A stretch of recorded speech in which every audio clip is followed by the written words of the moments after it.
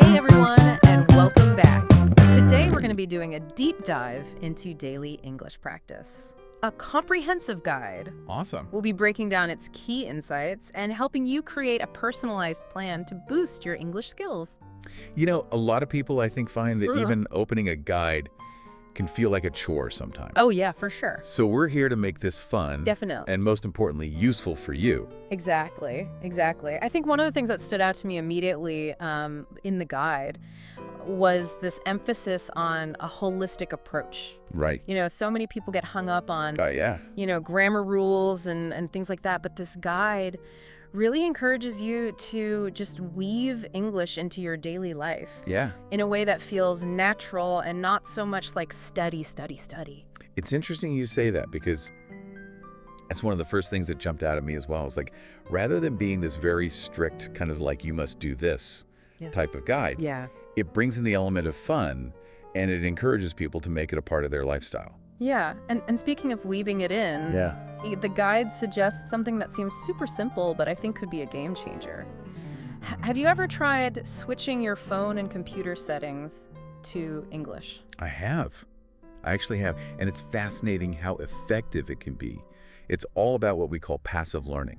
So it's constantly exposing your brain to the language, even when you're not actively sitting down and studying. Oh, I like that. You think about it. You hear a song on the radio a few times, and suddenly you find yourself humming along without even realizing you learned the lyrics. That's true. It's the same with language. Yeah. That's a great analogy. So it's like your brain is secretly absorbing all those patterns and nuances in the background. Exactly. Yeah. Exactly. And the guide takes this idea of subtle immersion even further.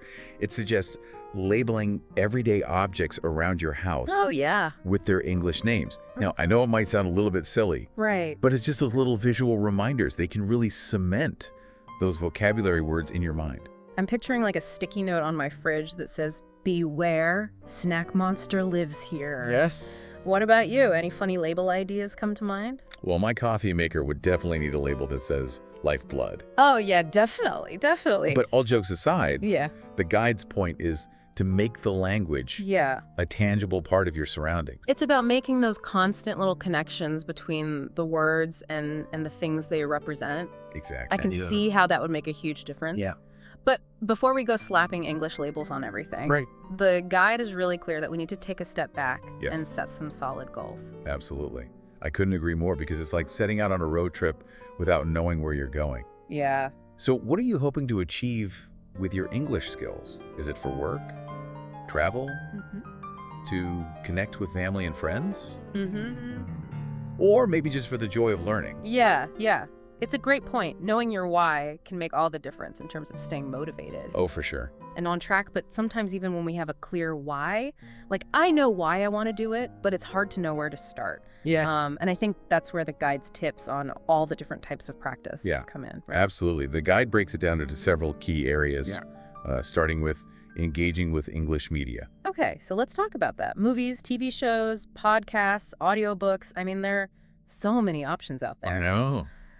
Do you have any favorites that you would recommend? Ooh, that's a good question. I think it really depends on your personal interest. Yeah.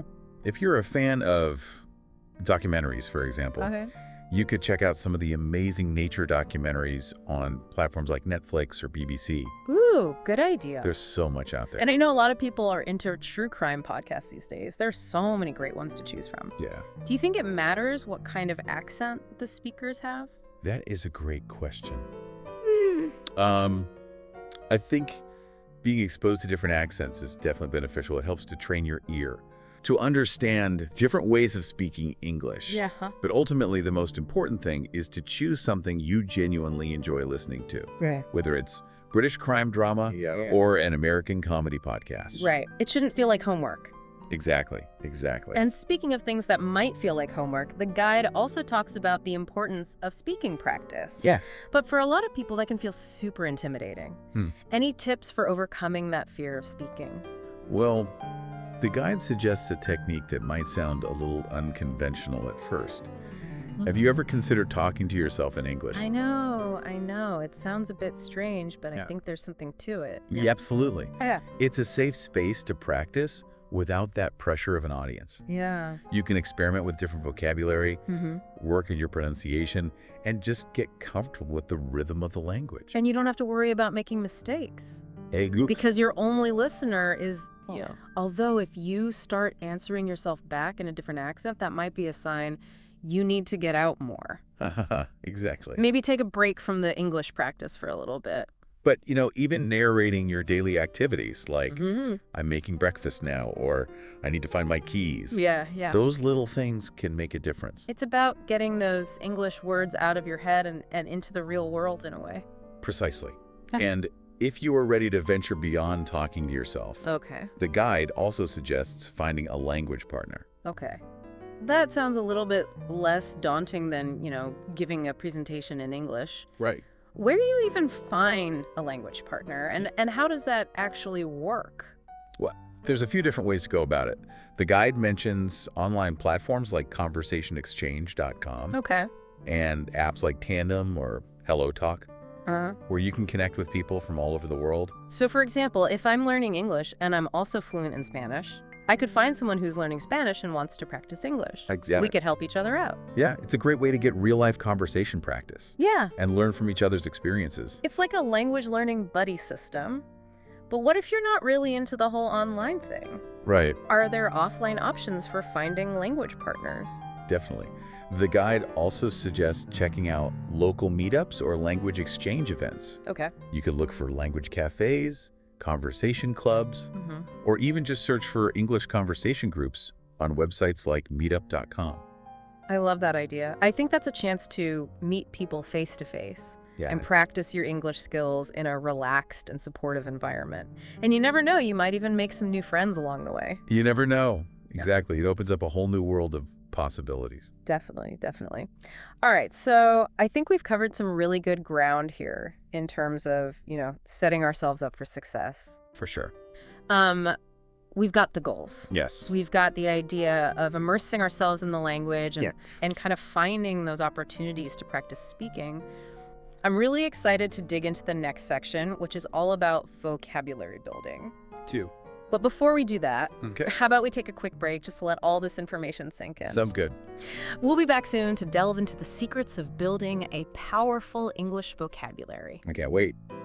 Welcome back. I am ready to tackle vocabulary now. It just feels like such a key part of feeling confident in a new language, you know? Absolutely. It's like the building blocks, right? Yeah. And the guide really dives deep into this, offering both, classic approaches and some maybe a little bit more unexpected. Okay, yeah. We all know about flashcards. Do you use those? I have tried them. I have to admit, I sometimes get a little bored just flipping through cards. I know they work for some people, but I'm always looking for ways to make it, more engaging. Right. What does the guide say about that? Well, it acknowledges that flashcards and apps like Quizlet can be helpful. Yeah. Especially for learning those initial words. But it really emphasizes that true fluency goes beyond simply recognizing words in isolation. So it's not enough to just memorize a list of words. Right. I guess that makes sense. Like, you could know a ton of words, but still not know how to actually use them Exactly. in a real conversation. It's like having all the ingredients, but not knowing the recipe. Yeah, exactly. What I find really interesting is the guides focus on understanding words in context. Right. It's about seeing how words work together, how they're used in different situations, Right. and even how their meanings can shift depending on the surrounding words. So it's about moving beyond the dictionary definition and seeing how words behave in the wild. Precisely. And it suggests a few ways to do this. One is to create your own sentences with new words. Okay. Try to use them in a variety of ways. Another is to just pay attention to how words are used in the books or articles or podcasts that you're already enjoying. That sounds a lot more interesting than just memorizing definitions. I like that. Yeah. The guide also mentions something called collocations. Yes. I've heard of those, but I'm not totally clear on what they are or why they're so important. Can you kind of break that down for us? Of course. Collocations are basically words that tend to go together naturally. Okay. Like we say, make a decision, not do a decision. Right. Or catch a cold, not grab a cold. Okay. Yeah. They're these little pairings that native speakers just instinctively know. Yeah. And using them correctly can make your English sound much more natural and fluent. Oh, I see. It's like those unwritten rules of the language that you pick up through exposure and practice. Exactly. And the guide stresses that becoming aware of collocations can be a real game changer for your vocabulary development. Okay. It's not just about learning individual words. It's about understanding how they connect and interact with each other. So how can we train ourselves to notice and use collocations correctly? It's all about paying attention. As you read and listen to English, start noticing those common word pairings. You'll find them everywhere. Yeah. And the more you encounter them, Yeah. the more natural they'll become in your own speaking and writing. Got it. It's like training your brain to recognize those patterns and then incorporating them into your own language. Exactly. This makes me think about something we touched on earlier.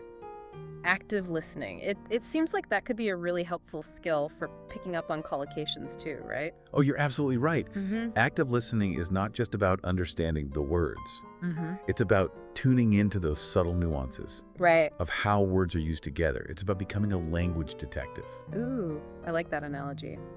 So beyond just paying attention, what are some specific techniques that we can use to make our listening more active and effective? Well, a guy offers some really great advice here. One key tip is to minimize distractions. Oh, yeah. Good point. Put away your phone, turn off the TV, and really focus on what you're listening to. Right. Create that space. Exactly. Yeah. You'll be amazed how much more you absorb Mm-hmm. when you eliminate those external distractions. It's like creating a mental space where you can fully immerse yourself in the language. Exactly. Another tip is to take notes while you listen. Okay. It doesn't have to be anything fancy, Right. just jotting down keywords, phrases, Yeah. or even questions that come up. This can really help you process the information and remember it better. It's almost like having a conversation with the material. Yeah, You're not just passively absorbing it, you're actively engaging with it. precisely. And if you're listening to a podcast or audiobook, Yeah. don't be afraid to pause and rewind if you need to catch something. Mm-hmm. The beauty of those formats is you can control the pace Right. and go back as many times as you need to. Yeah. That's such a good point. I used to feel almost guilty rewinding, like I was somehow failing at listening. Oh, yeah. But it's really just about giving yourself the time and space to fully grasp what you're hearing. Absolutely. Yeah. And remember, active listening isn't just about comprehension. Right. It's also about noticing those subtle aspects of language, like collocations. Yeah, yeah. The more you expose yourself to authentic English, the more you'll internalize those patterns and nuances. Okay, so we've got active listening down, but what about reading? Yes. How can we make sure we're getting the most out of our reading practice? That's another area where the guide offers some great insights. Okay. It encourages us to go beyond simply reading for pleasure, which is definitely important too. Yeah, of course. But it suggests approaching reading as a way to actively expand your vocabulary Okay. and deepen your understanding of grammar and sentence structure. So it's about reading with a purpose, not just to pass the time or get lost in a story. Exactly. And the guide offers a few techniques to make your reading more active and purposeful. Okay, like what? One is to preview the text before you start reading. Okay. Look at the title, Yeah. headings, subheadings, anything that gives you clues about the topic and the main ideas. So it's like creating a mental map of where the text is going to take you. Right. Then as you read, ask yourself questions about the text. Okay. What's the author's main point? Mm-hmm. What evidence do they use to support their arguments? Yeah. How does this information connect to what I already know? It's like having an internal dialogue with the author, like challenging their ideas. Yes. And making connections to your own knowledge. Exactly. Yeah. And finally, after you finish reading, take a few minutes to summarize what you've learned. Okay. You could do this mentally. Yeah. Or even better, write down a brief summary in your own words. This helps you solidify your understanding Right. and identify any areas where you might need to go back and reread. It's about making those ideas stick. And speaking of making things stick, the guide also emphasizes the importance of keeping a vocabulary journal. Have you ever tried that? I have, and I think it can be a really helpful tool. Yeah. It's not just about writing down definitions. It's about creating your own personal dictionary Okay. where you can record new words, Yeah. example sentences, collocations, even little sketches or diagrams Oh, wow. that help you remember the meanings. It's like a visual representation of your expanding vocabulary. Exactly. But let's be honest, even with all the best techniques, building vocabulary takes time and effort. What does the guide say about staying motivated when those words just don't seem to be sticking? Well, the guide offers a few strategies for those moments when you feel like giving up. Okay. One is to set realistic goals. Yeah. Don't try to learn 100 new words a day. Right. Start small, maybe 5 or 10 words, and gradually increase the number as you feel more comfortable. It's about building that vocabulary muscle gradually, rather than trying to do a mental marathon right out of the gate. Exactly. And another key tip is to review those words regularly. Sure. Repetition is key when it comes to learning anything new. Yeah. And vocabulary is no exception. So make sure you're revisiting those words, using them in different contexts, and testing yourself to see how well you remember them. It's about making those words a part of your active vocabulary, not just something you passively recognize. Exactly. But what if we're not sure what words to focus on? Should we just start at the beginning of the dictionary and work our way through? That might not be the most efficient approach. The guide encourages us to be strategic about our vocabulary choices. Okay. Think about your goals. What do you want to be able to talk about in English? What topics are you most interested in? Right. Focus on words that are relevant to your interests and goals. That makes a lot of sense. So if I'm, passionate about cooking, I should prioritize learning words related to food. Recipes, ingredients, cooking techniques. Exactly.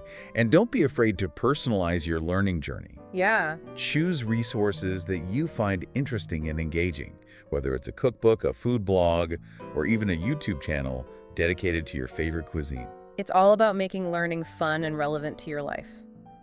Okay, so we've got some solid strategies for building vocabulary, but let's be real, sometimes even the most motivated language learners kind of hit a wall. Yeah. What does the guide say about pushing through those moments of frustration and staying on track? The guide emphasizes the importance of finding your why. That deep-seated reason that's driving you to learn English. Right. When you connect with your why, it can fuel your motivation. Yeah. And help you push through those challenging times. It's like remembering the bigger picture and why this journey is important to you. Exactly. Yeah. And don't forget to celebrate those milestones along the way. Oh, yeah. Good point. Did you finally master that tricky grammar rule? Were you able to have a conversation with a native speaker without feeling lost? Give yourself a pat on the back. Yeah, celebrate those wins. Those small victories can make a big difference in keeping you motivated. It's about acknowledging those wins and recognizing how far you've come. Absolutely. But what if you're not seeing the progress that you hoped for? How do you stay positive when you feel like you're stuck? The guide reminds us that language learning is a journey, not a race. I like that. There will be bumps along the road, plateaus, where you feel like you're not moving forward. Yeah, for sure. The key is to be patient with yourself. Embrace those challenges as part of the process, and keep moving forward, even if it's just one small step at a time. It's about having a growth mindset and seeing those setbacks as opportunities to learn and improve. Exactly. And remember, you're not alone on this journey. Yeah. There are countless others out there who are learning English, facing similar challenges, and celebrating similar victories. Don't be afraid to connect with other learners, share your experiences, and support each other along the way. That's such a great point. It's about building a community of language learners who can encourage and inspire each other. Precisely. And speaking of community, the guide also delves into the world of technology and how it can support our language learning journey. Ready to explore some of the digital tools and resources that are out there? Absolutely. I'm always curious about new apps and platforms that can make learning more fun and accessible. Well, you're in luck. Yeah. The guide highlights a wide range of tech tools. Okay. From language learning apps to online courses and language exchange platforms. Okay, I'm all ears. Let's dive into the digital side of language learning. All right, so we're back and ready to explore the world of tech for language learning. It feels like there's a new app or platform popping up every day. What are some of the standouts that the guide mentions?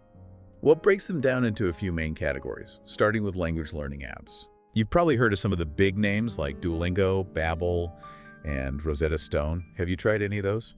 I've dabbled in Duolingo. I like the gamified approach. Yeah. But sometimes it feels a bit superficial, like it's not really getting me to where I want to be. That's a good point. I mean, Duolingo's great for beginners, especially for building basic vocabulary and grammar. Yeah. It's fun and engaging, but it might not be enough to get you to, true fluency. So if someone wants to go a little deeper, What would you recommend?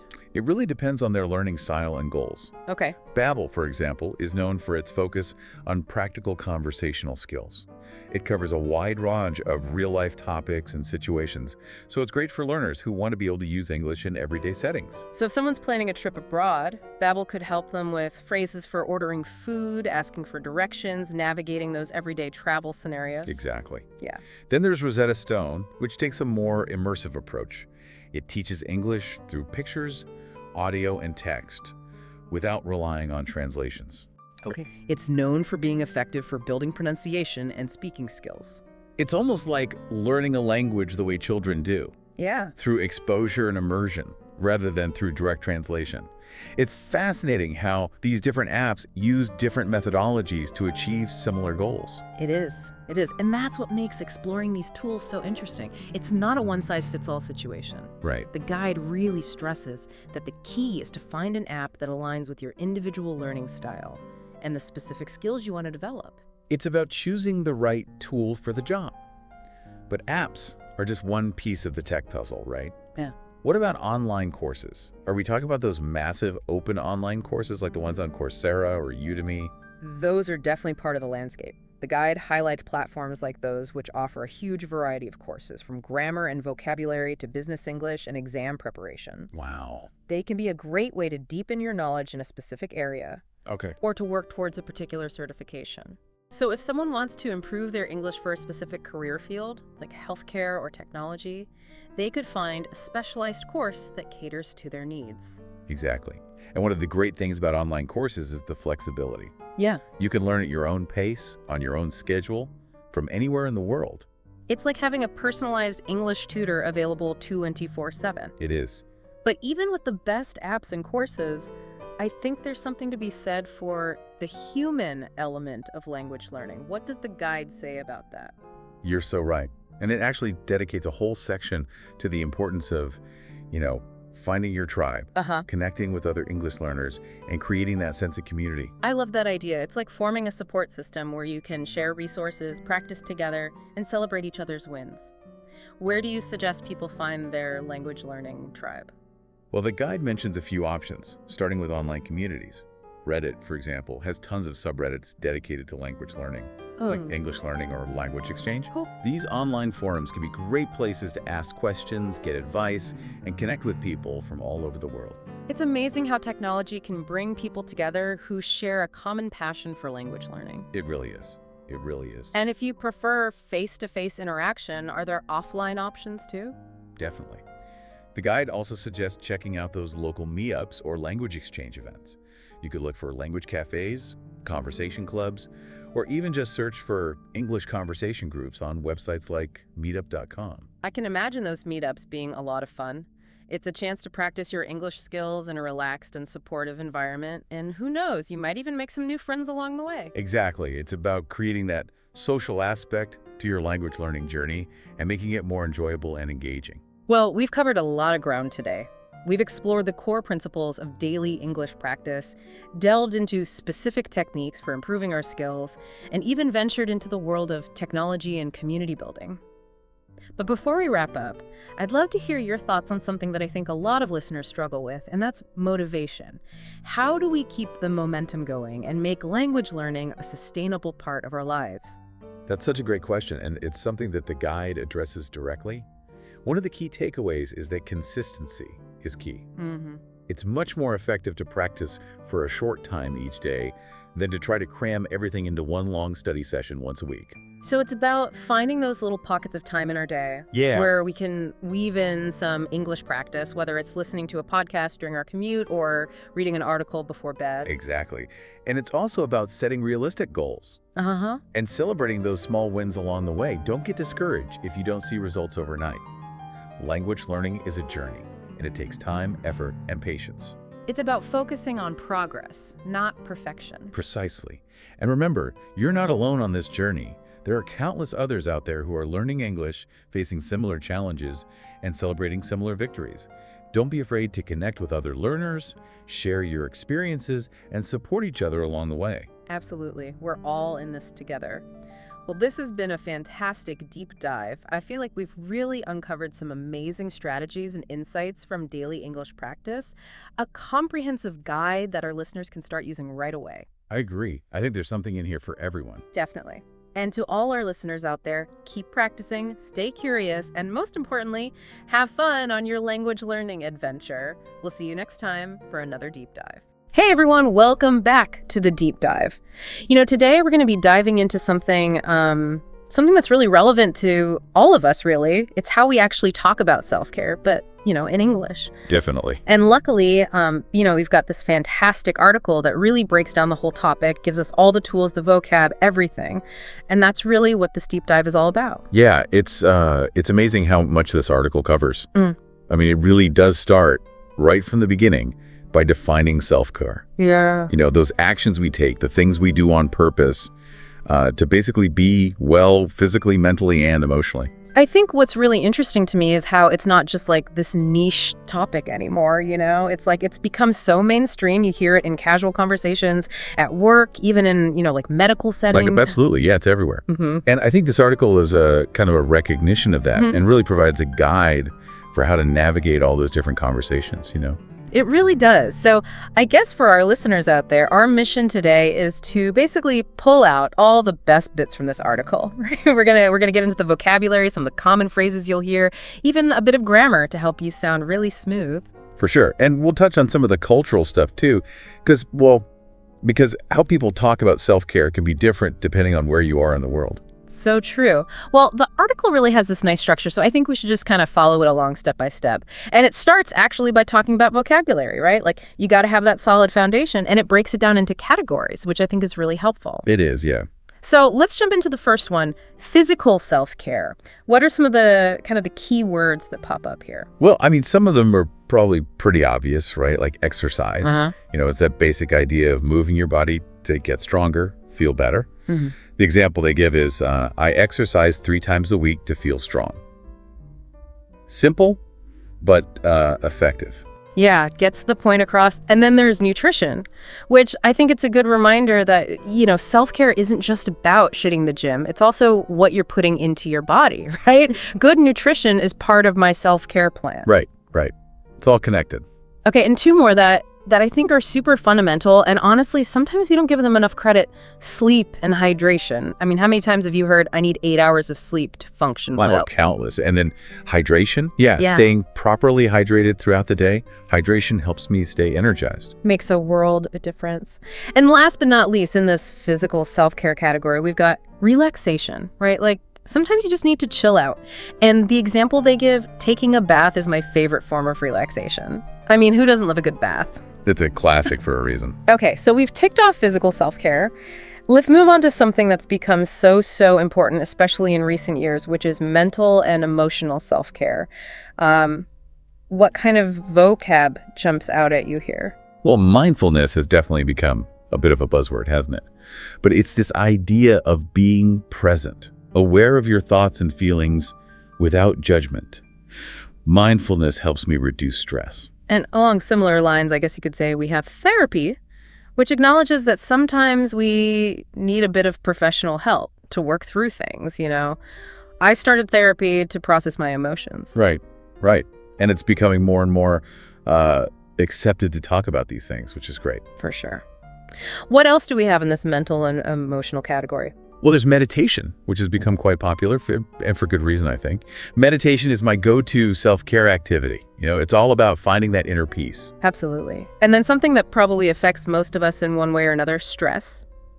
And the article provides a simple coping mechanism.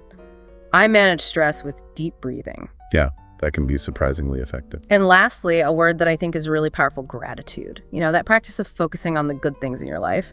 The example is, practicing gratitude improves my mood. Oh yeah, that shift in perspective can really make a difference. So that covers mental and emotional self-care.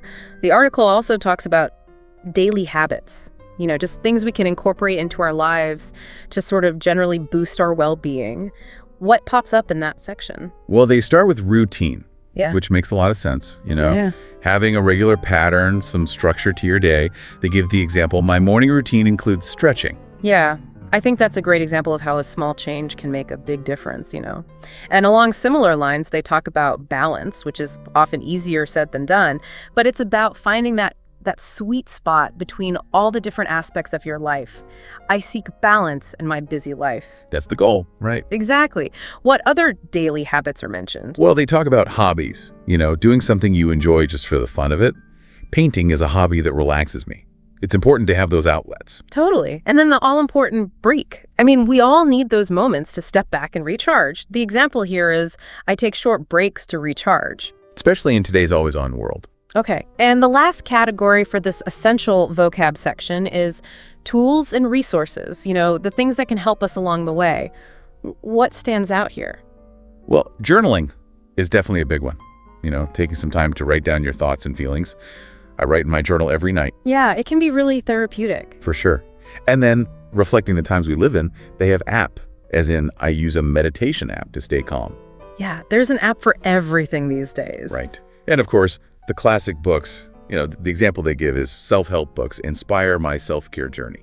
I love that. Okay, so that's a lot of vocab. But as you said, it's the foundation, right? For anyone listening, if you take anything away from this, it's that having a solid vocabulary will make talking about self-care in English so much easier.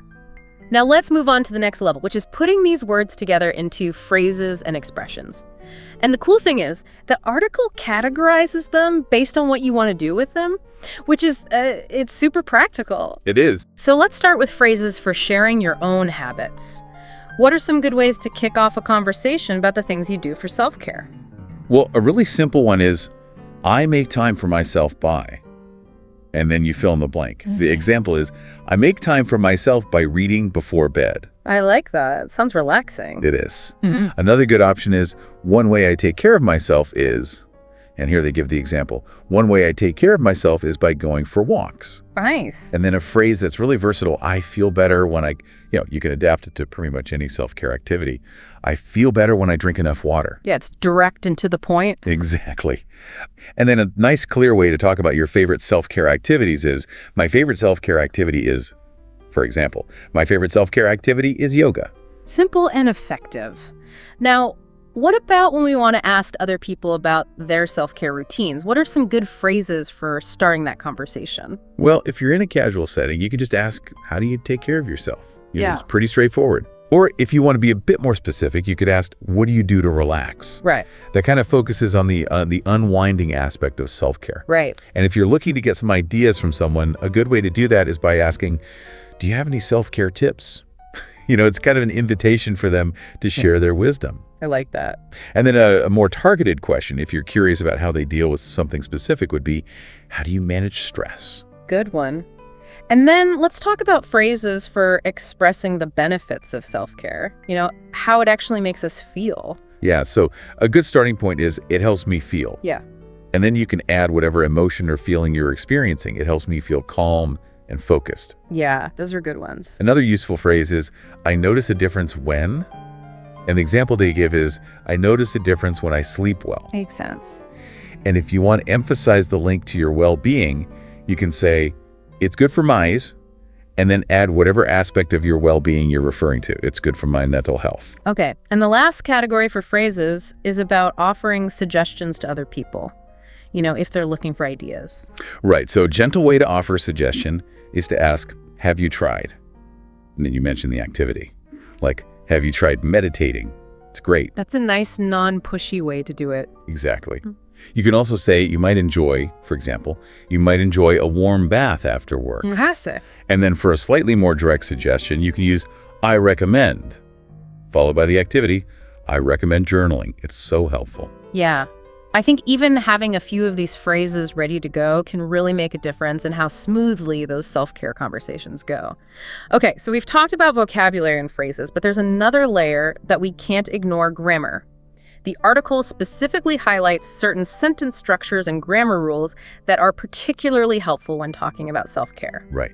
It's all about putting the pieces together, isn't it? Exactly. So what's the first grammar point they cover? Well, they start with the present simple tense. It's probably the most common tense you'll use for talking about self-care, especially when describing things you do regularly. Right. The basic structure is subject plus verb plus object or details. So some examples would be, I drink water every morning, she meditates for 10 minutes daily, or they exercise at the gym. You're talking about habits, things you do on a regular basis. Oh, got it. And then they talk about the present continuous, which is for actions that are happening right now or around the present time. Yeah, exactly. Yeah. The structure is a bit different. Subject plus MER plus verbing plus details. Examples are, I'm reading a self-help book right now, he's practicing mindfulness this week, or we're taking a break today. Okay, so we've got present simple for habits and present continuous for actions happening now. What about if we want to talk about things we did in the past related to self-care? Then you'd use the past simple, which is for completed actions that happen at a specific time in the past. The structure is subject plus verb ed, or the irregular past form, plus details. So some examples are, I tried yoga last weekend, she slept for 9 hours yesterday, or they went for a hike last month. Pretty straightforward. Yeah. The article also mentions modal verbs, which I always found a bit tricky. What's the deal with those? Modal verbs, like words such as can, should, might, they're really useful for talking about possibilities, giving advice, or making suggestions related to self-care. For example, you could say, you can try deep breathing to relax, which suggests it's an option. Or you should take a nap if you're tired, which is a bit more of a recommendation. Right. Or you might say, it might help to talk to a friend. That's a suggestion, but not a command. Got it. So they add a nuance to how we talk about self-care. Exactly. And the last grammar point they cover is the use of adjectives and adverbs, which I think can really make our descriptions more vivid, Oh, yeah. Adjectives are words that describe nouns, and adverbs describe verbs, adjectives, or other adverbs. So if you say, I feel refreshed after a good nap, the word refreshed is an adjective describing how you feel, and in the sentence, she exercises regularly to stay fit, the word regularly is an adverb telling you how often she exercises. Okay, so just being mindful of those little words can make a big difference in how we express ourselves. Now, shifting gears a bit, the article also talks about the art of asking questions about self-care, and they break it down into different types of questions, which I think is a great way to think about it. Yeah, because asking the right questions is so important if you want to have a meaningful conversation, and really understand what other people are doing for their own well-being. Absolutely. So what's the first type of question they talk about? They start with open-ended questions, which are designed to get people talking. You're not looking for a yes or no answer. You're trying to encourage them to share more. Some good examples are, what's your favorite way to unwind after a long day? Or how do you make time for self-care with a busy schedule? Or maybe, what helps you feel energized and happy? Those are the kind of questions that really get people thinking and sharing. Okay, so those are your open-ended questions. What about when you need a more straightforward, factual answer? That's where yes-no questions come in. They're good for getting a quick confirmation or clarification. Do you meditate every day? Are you good at managing stress? Have you ever tried journaling? Those are all yes-no questions. Easy enough. And then, once someone has shared something, how do you keep the conversation flowing and show you're genuinely interested? With follow-up questions. These show you're paying attention and that you're curious to learn more. Some examples might be, oh, really? How did you get started with that? Or, that sounds relaxing. How often do you do it? Or maybe, interesting, does it take a lot of time? I like that. It shows you're engaged. Exactly. And lastly, the article talks about how to phrase your questions in a polite and considerate way. Right. Because sometimes you're asking about, personal stuff, and Yes. You want to make sure you don't come across as nosy or intrusive. Totally. A good way to do that is to start your question with phrases like, I was wondering, or could you tell me? So for example, you could say, I was wondering, how do you stay so calm? Or could you tell me about your self-care routine? It just adds a touch of politeness. Subtle but important. Okay, so we've covered a lot of ground here. We've talked about vocabulary, phrases, grammar, and asking questions. I mean, that's basically all the building blocks you need to have a really good conversation about self-care in English. But the article goes even further and gives us a framework for how to talk about our own self-care routines. And they break it down into 4 steps, which I think is really clever. It is a helpful structure. So what's step 1? Step 1 is to start with a general overview. Mm-hmm. You want to give the person you're talking to a sense of your overall approach to self-care. So you might say something like, I try to take care of myself in small ways every day. Yeah. Or, my self-care routine is pretty simple, but it works for me. Nice. Keep it simple. Exactly. And then once you've set the scene, step 2 is to list some of the specific activities that are part of your routine. So you might say, in the morning, I like to stretch for 10 minutes to wake up my body, or at night, I relax by reading a book or listening to music. Give them some concrete examples. Yeah, get specific. Exactly. And then step 3 is to explain why you do those activities, what benefits you get from them. So, for example, you could say stretching helps me feel more flexible and energized, or reading helps me calm down before I go to sleep. Okay, so you're adding a layer of explanation. Exactly. And then the last step, step 4, is to talk about how those activities make you feel, the results you experience. So you might say, I feel more focused and productive when I stick to my morning routine, or it just makes me feel happier and less stressed overall. I love that. And the article even gives a full example paragraph that puts all of these steps together, right? They do, they say. My self-care routine is pretty straightforward. Every morning, I drink a glass of water and do some light exercise like walking or yoga. It helps me start the day feeling energized. In the evening, I write in my journal to process my thoughts. It's something I've done for years, and it helps me feel more balanced and peaceful. It's a great example of how to kind of weave it all together. And for anyone listening, I think it's a good reminder that self-care doesn't have to be complicated. Sometimes the simplest things are the most effective. Absolutely. Now, I think it's important to address something we've touched on a few times, which is that culture plays a big role in how we talk about, well, everything really, but especially personal things like self-care. And the article does a great job of outlining some of the cultural nuances and etiquette that are specific to English-speaking contexts. It does, yeah. And I think it's really important to be mindful of these things, especially if you're, new to an English-speaking culture. So what's the first point they highlight? Well, one of the key things they emphasize is that privacy matters a lot. In many English-speaking cultures, people are pretty private about, personal things, especially when it comes to mental health or emotional stuff. So it's generally considered polite to wait for someone to offer information rather than directly asking them about it. So, for example, it would be better to ask something like, do you have any self-care habits that you find enjoyable? Rather than something more direct, like, why don't you go to therapy? Yeah, there's a fine line there for sure. Definitely. What about the overall tone we use when discussing self-care? Right. Well, the article suggests that a positive tone is generally better received, framing self-care as something empowering and beneficial, rather than as an admission of weakness or struggle. Makes sense. So, instead of saying, I have to force myself to do self-care because I'm so stressed out, it would be better to say something like, I really enjoy taking time for myself. It's so rewarding. Focus on the positive outcomes. Yeah, that's a good point. And the article also points out that the formality of the setting can influence the language we use, right? Oh, absolutely.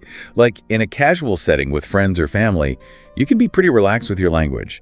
You might say, I just chill out with a movie when I'm feeling stressed.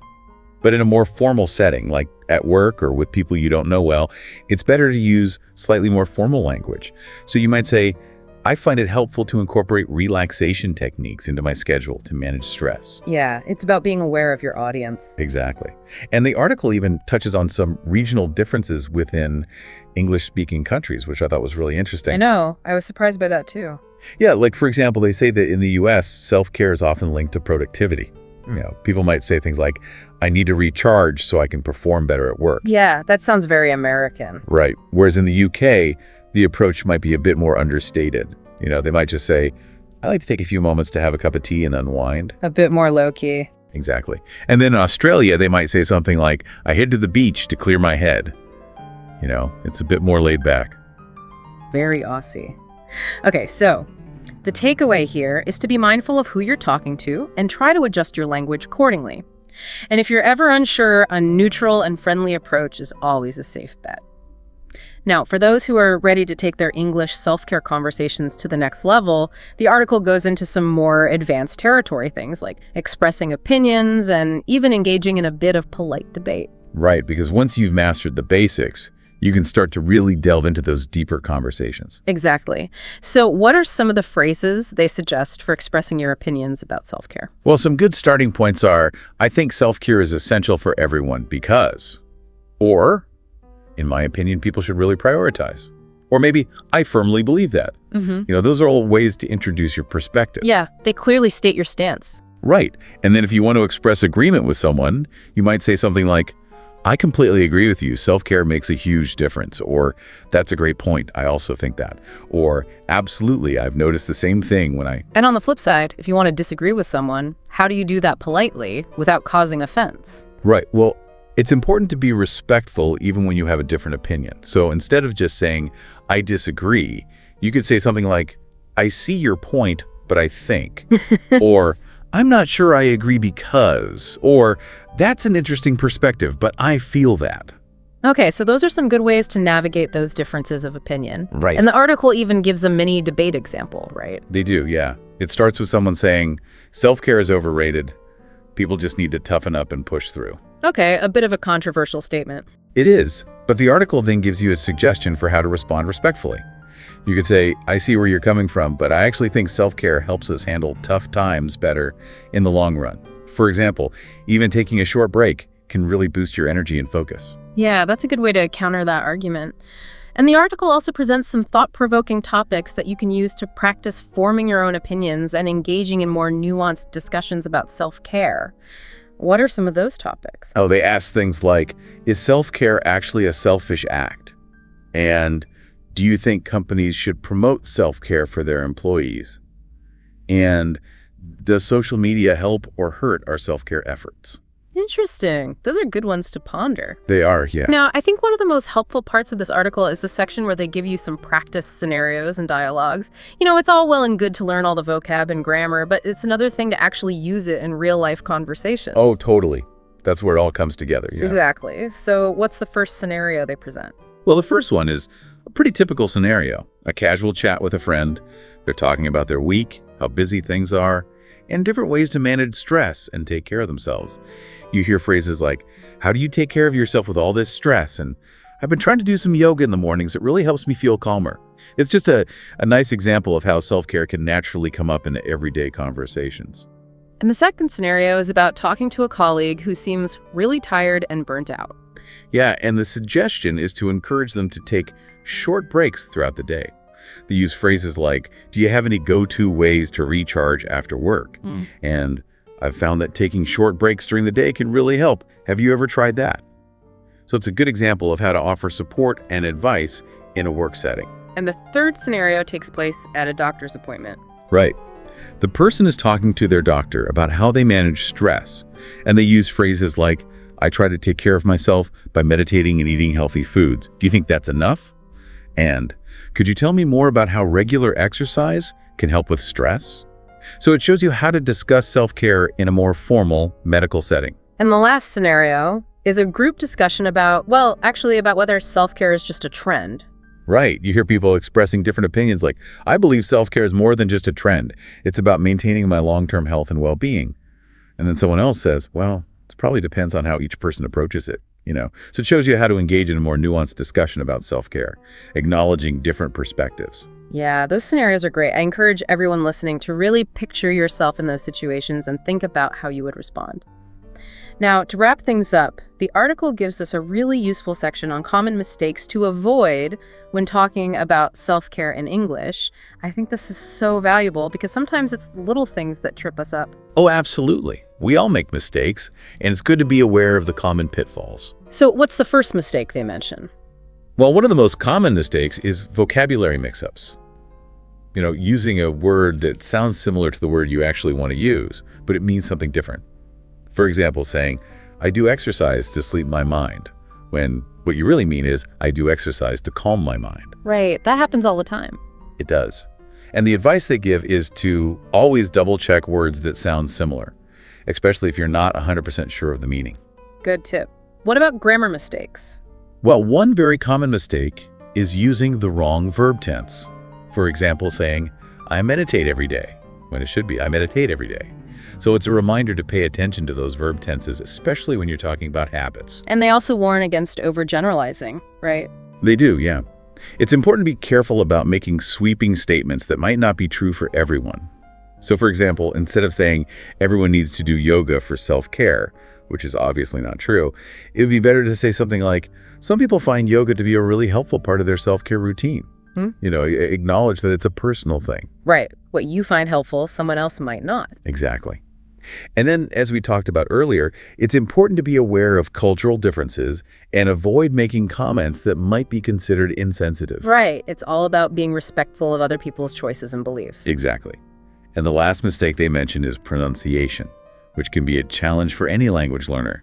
They specifically highlight 2 words that people often mispronounce: mindfulness and nutrition. Oh, yeah, those are tricky ones. They are.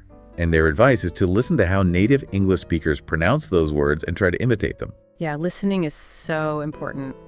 Okay, we've covered a lot of mistakes to avoid, but now let's end on a positive note.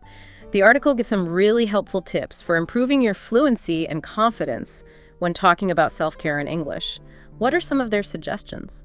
Well, they start by emphasizing the importance of building your vocabulary gradually.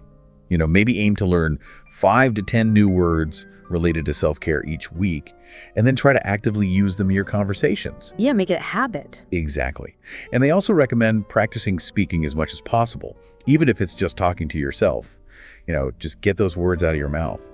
Another great suggestion is to find a language exchange partner or join an online forum where you can practice talking about self-care with other learners. Community is so important. It is, yeah. And then, of course, there's listening. Watch videos, listen to podcasts, pay attention to how native English speakers talk about self-care, and try to imitate their pronunciation and intonation. Those are all great tips. Anything else? Yeah, they also encourage you to look for opportunities to talk about self-care in real-life situations, even if it's just a casual comment to a friend. And they remind you to be patient with yourself. Learning a language takes time, and fluency doesn't happen overnight. Absolutely. Celebrate those small wins. Definitely. And the article finishes with a sample conversation between 2 new friends who are discussing their self-care routines, and it's really encouraging to see how naturally they use all the vocab and phrases we've been talking about. It shows you how it all comes together in a real conversation.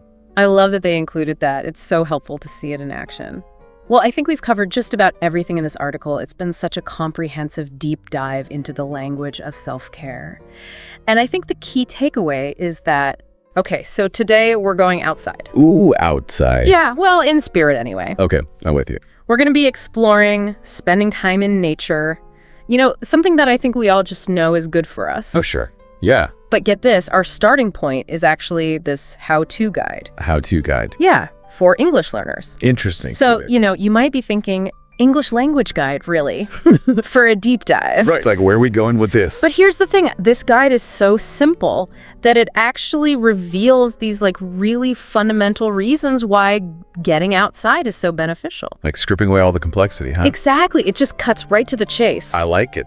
Okay, All right. So we're not giving an English lesson today, but we're using this guide as a springboard to really dive into the core advantages of outdoor activities. Okay, so we're talking about how it affects us physically, mentally. Yeah, and even our social connections. I'm intrigued. Let's do it. So, our listener, you might be listening to this because you need that extra push to get outside. That's me sometimes. Or maybe you already love being outside and you want to be able to explain why it's so good. Yeah, articulate those benefits, right? Right, or maybe you're just curious about the science behind that feeling you get. Why do I feel so good after I've been in the fresh air? Exactly. So let's jump in and see what this guide has to say. All right, let's unpack it. So right off the bat, this English learner guide, it starts with building vocabulary. Which makes sense, right? You got to have the words to talk about it. For sure. And it's important for everyone, not just for people learning English. I mean, having the right words helps you understand your experiences. Totally. And then you can actually communicate them,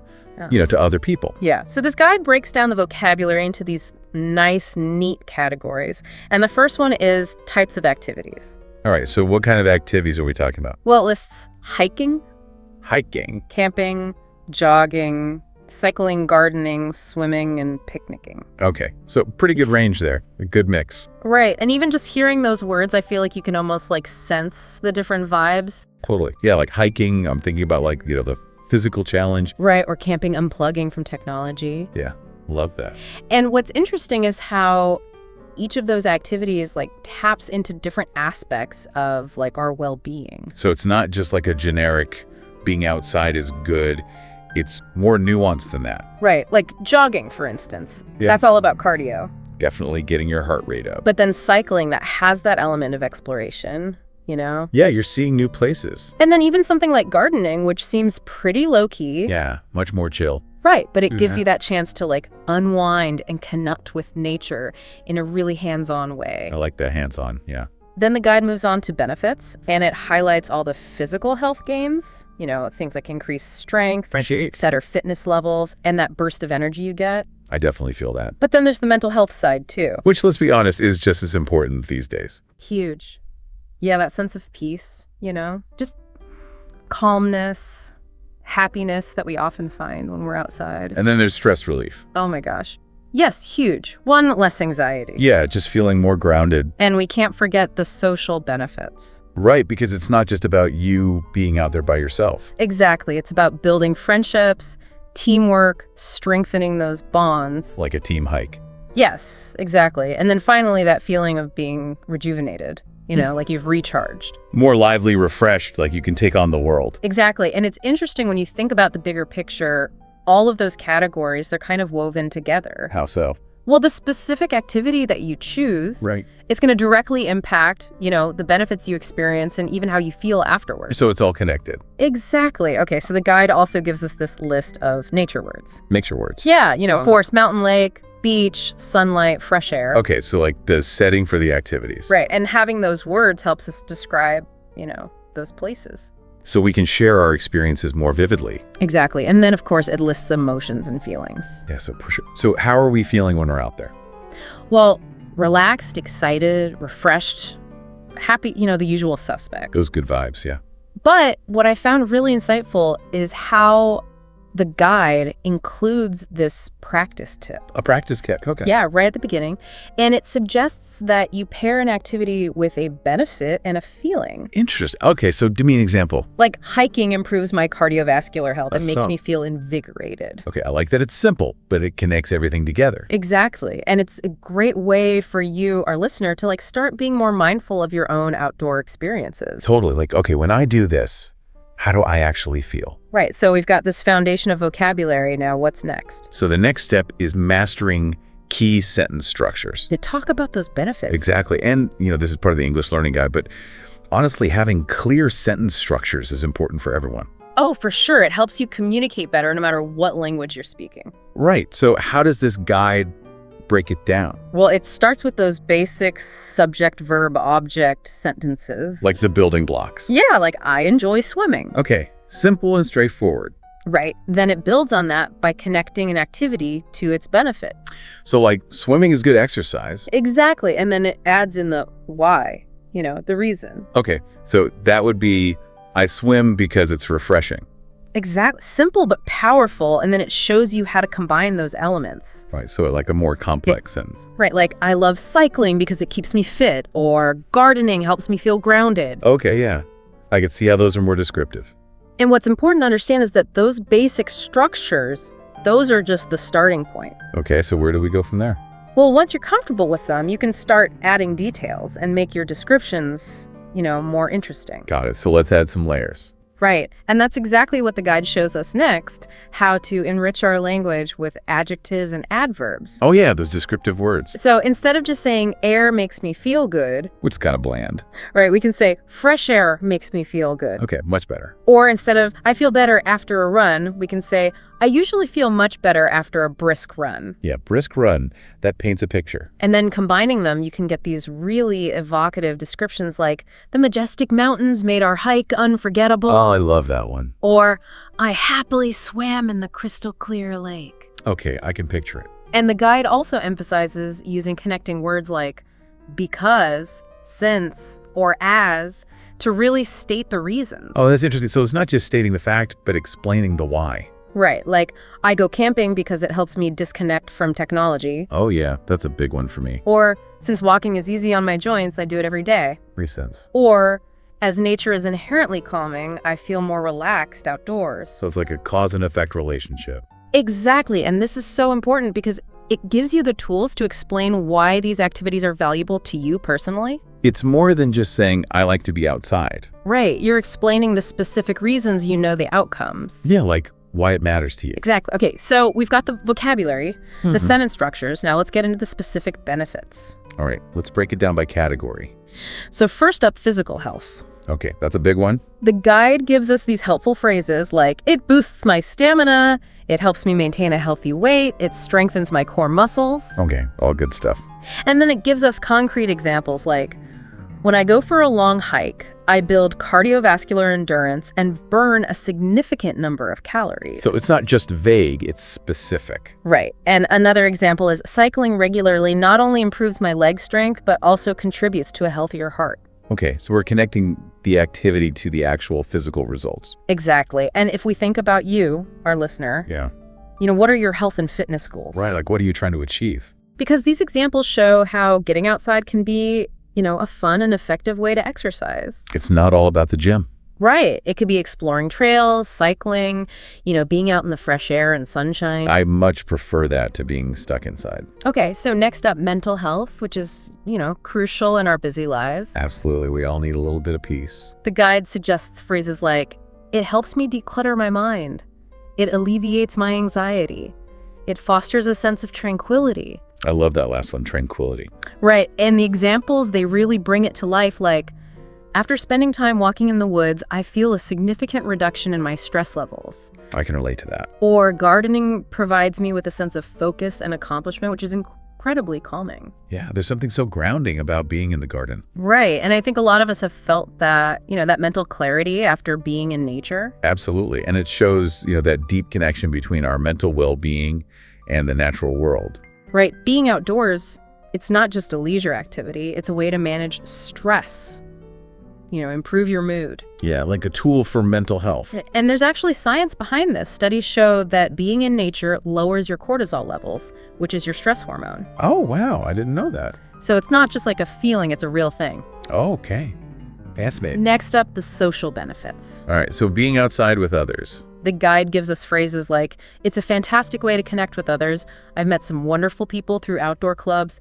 It deepens the bonds I have with my friends. Okay, all about connection. And the examples are really great, like going camping with a group of friends creates lasting memories and strengthens our relationship. Oh yeah, camping trips are the best for bonding. Or playing team sports outdoors like soccer helps me build camaraderie and connect with others who share my interests. Right, so finding your people. Exactly, and it highlights how outdoor activities can kind of create this social fabric. Because you're sharing these experiences. Yeah, whether it's that mutual support you get during a tough hike or just the simple joy of sharing a picnic. Right, it's about those shared moments. And finally, the guide touches on environmental benefits, which are becoming more and more important to a lot of us. For sure. Yeah, we need to take care of our planet. So it gives us phrases like, it fosters a greater appreciation for the natural world.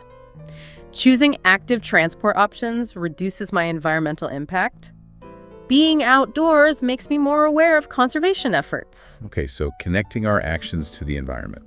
And then the examples are things like cycling to work instead of driving helps lower carbon emissions. Yeah, making sustainable choices. Or hiking through diverse ecosystems highlights the importance of protecting these natural habitats. So it's like you're seeing firsthand why we need to protect these places. And this is such a key point because, being in nature, it can really cultivate a deeper understanding and respect for the environment. And that can translate to more sustainable behaviors, in other areas of your life.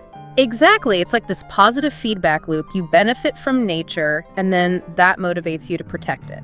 I love that idea. Okay, so we've got the vocabulary, the sentence structures, we've explored the benefits. Now the guide gets into adding some personality to our language. Ooh, personality. Tell me more. So we're talking about using idioms and phrasal verbs. Okay, so that's where things get a little less formal, a little more fun. Right, and these idioms and phrasal verbs, they really capture meaning in a concise way, Yeah, they're like these little bundles of meaning. Exactly. So the guide gives us some great examples for idioms. We have blow off steam. Blow off steam. Which means to release pent-up energy or stress, like, after a demanding day at work, I often go for a jog to blow off steam. I definitely do that. Then there's in the fresh air. In the fresh air. Which simply means outdoors, like, I always feel more invigorated when I spend time in the fresh air. Simple but effective. And then we have recharge your batteries. Recharge your battery. Meaning to restore your energy. Like, a weekend camping trip in the mountains really helps me recharge my batteries. That's a good one. So these idioms, they just add a layer of, informal expression. And it makes you sound more like a native speaker. Totally. And the phrasal verbs are just as valuable. All right, let's hear them. So we have workout, meaning to exercise, like I try to work out by cycling several times a week. Okay, or go. Then wind down, meaning to relax, like gardening in the evening helps me wind down before bed. Wind down, yeah. And catch up, meaning to spend time and converse with someone like, we often catch up with friends over a picnic in the park. Okay, catch up. And these phrasal verbs, they're so common in everyday English. Yeah, you hear them all the time. So incorporating them into your vocabulary can really enhance your fluency. It's like adding those finishing touches. Right. It's like adding spices to your cooking. It makes it more flavorful. I like that analogy. Okay, so we've talked about the language. Now the guide actually gets into the practical side of conversations, you know? Oh, so how to actually talk about these things. Exactly, how to navigate conversations about outdoor activities with confidence. Because it's not just about knowing the words, it's about knowing how to use them. Right, like having those conversational skills. And the guide breaks it down into how to start, maintain, and even end those conversations. Okay, so a complete guide to outdoor conversations. So for starting a conversation, it suggests asking those open-ended questions like, do you enjoy spending time outdoors? Okay, pretty easy. Or sharing your own opinion, like, I find hiking to be incredibly rewarding. Yeah, putting it out. Or inviting others to share, what are some of your favorite outdoor activities? So just simple ways to get people talking. Exactly. And for keeping the conversation going, the guide recommends active listening, adding your own details and asking follow-up questions. So you're engaged, you're not just passively listening. Right, like agreeing, I totally agree. Being close to nature is so calming. Okay, showing that you're on the same page. Or adding a detail. Yes, and I find it's also a great way to discover local wildlife. Okay, adding to the conversation. And then asking a follow-up, have you explored any new trails recently? So you're showing genuine interest. Exactly, and you're keeping the conversation going. That's like a tennis match. You're hitting the ball back and forth. I like that. And let's not forget about ending a conversation gracefully. Right, because you don't want it to just trail off. Exactly. So the guide suggests summarizing the main points. So it sounds like we both find a lot of value in spending time outdoors. Okay, bringing it all together. Or suggesting a future interaction. Maybe we could plan a hike together sometime. Okay, I like that one. And then using polite closing remarks like, oh, it's been great chatting about this. So ending on a positive note. And these are all just practical strategies for ending a conversation, in a way that feels good. And it shows that you were actually listening. Now, the guide also talks about something really important, which is adapting your language to different situations. Oh, right, because how you talk to your friends is different from how you talk in a more formal setting. Exactly. The level of formality really influences your word choice, your sentence structure, even your tone. So like code switching. Right. So in a casual conversation with friends, the guide points out you might use more informal language, even some slang like, I love hitting the trails. It's so chill and good for my head. Yeah, that's definitely how I talk to my friends. Or getting some outdoor time is just the best for unwinding. Keep it casual. But then in a more formal setting, like a presentation, you would use clearer, more precise language. No slang. Okay, so more professional. Like engaging in outdoor recreational activities offers significant benefits for both physical and mental health. Okay, a little bit more wordy. Or these activities contribute effectively to our overall well-being. Yeah, and the tone is more serious. Right. And then when it comes to writing like an essay, the guide suggests using connecting words and phrases. To make it flow. Right, like firstly, furthermore, moreover, for instance. And you'd provide more detailed explanations and evidence. So it's more structured. Like, for instance, studies have indicated that exposure to natural light can positively influence our circadian rhythms.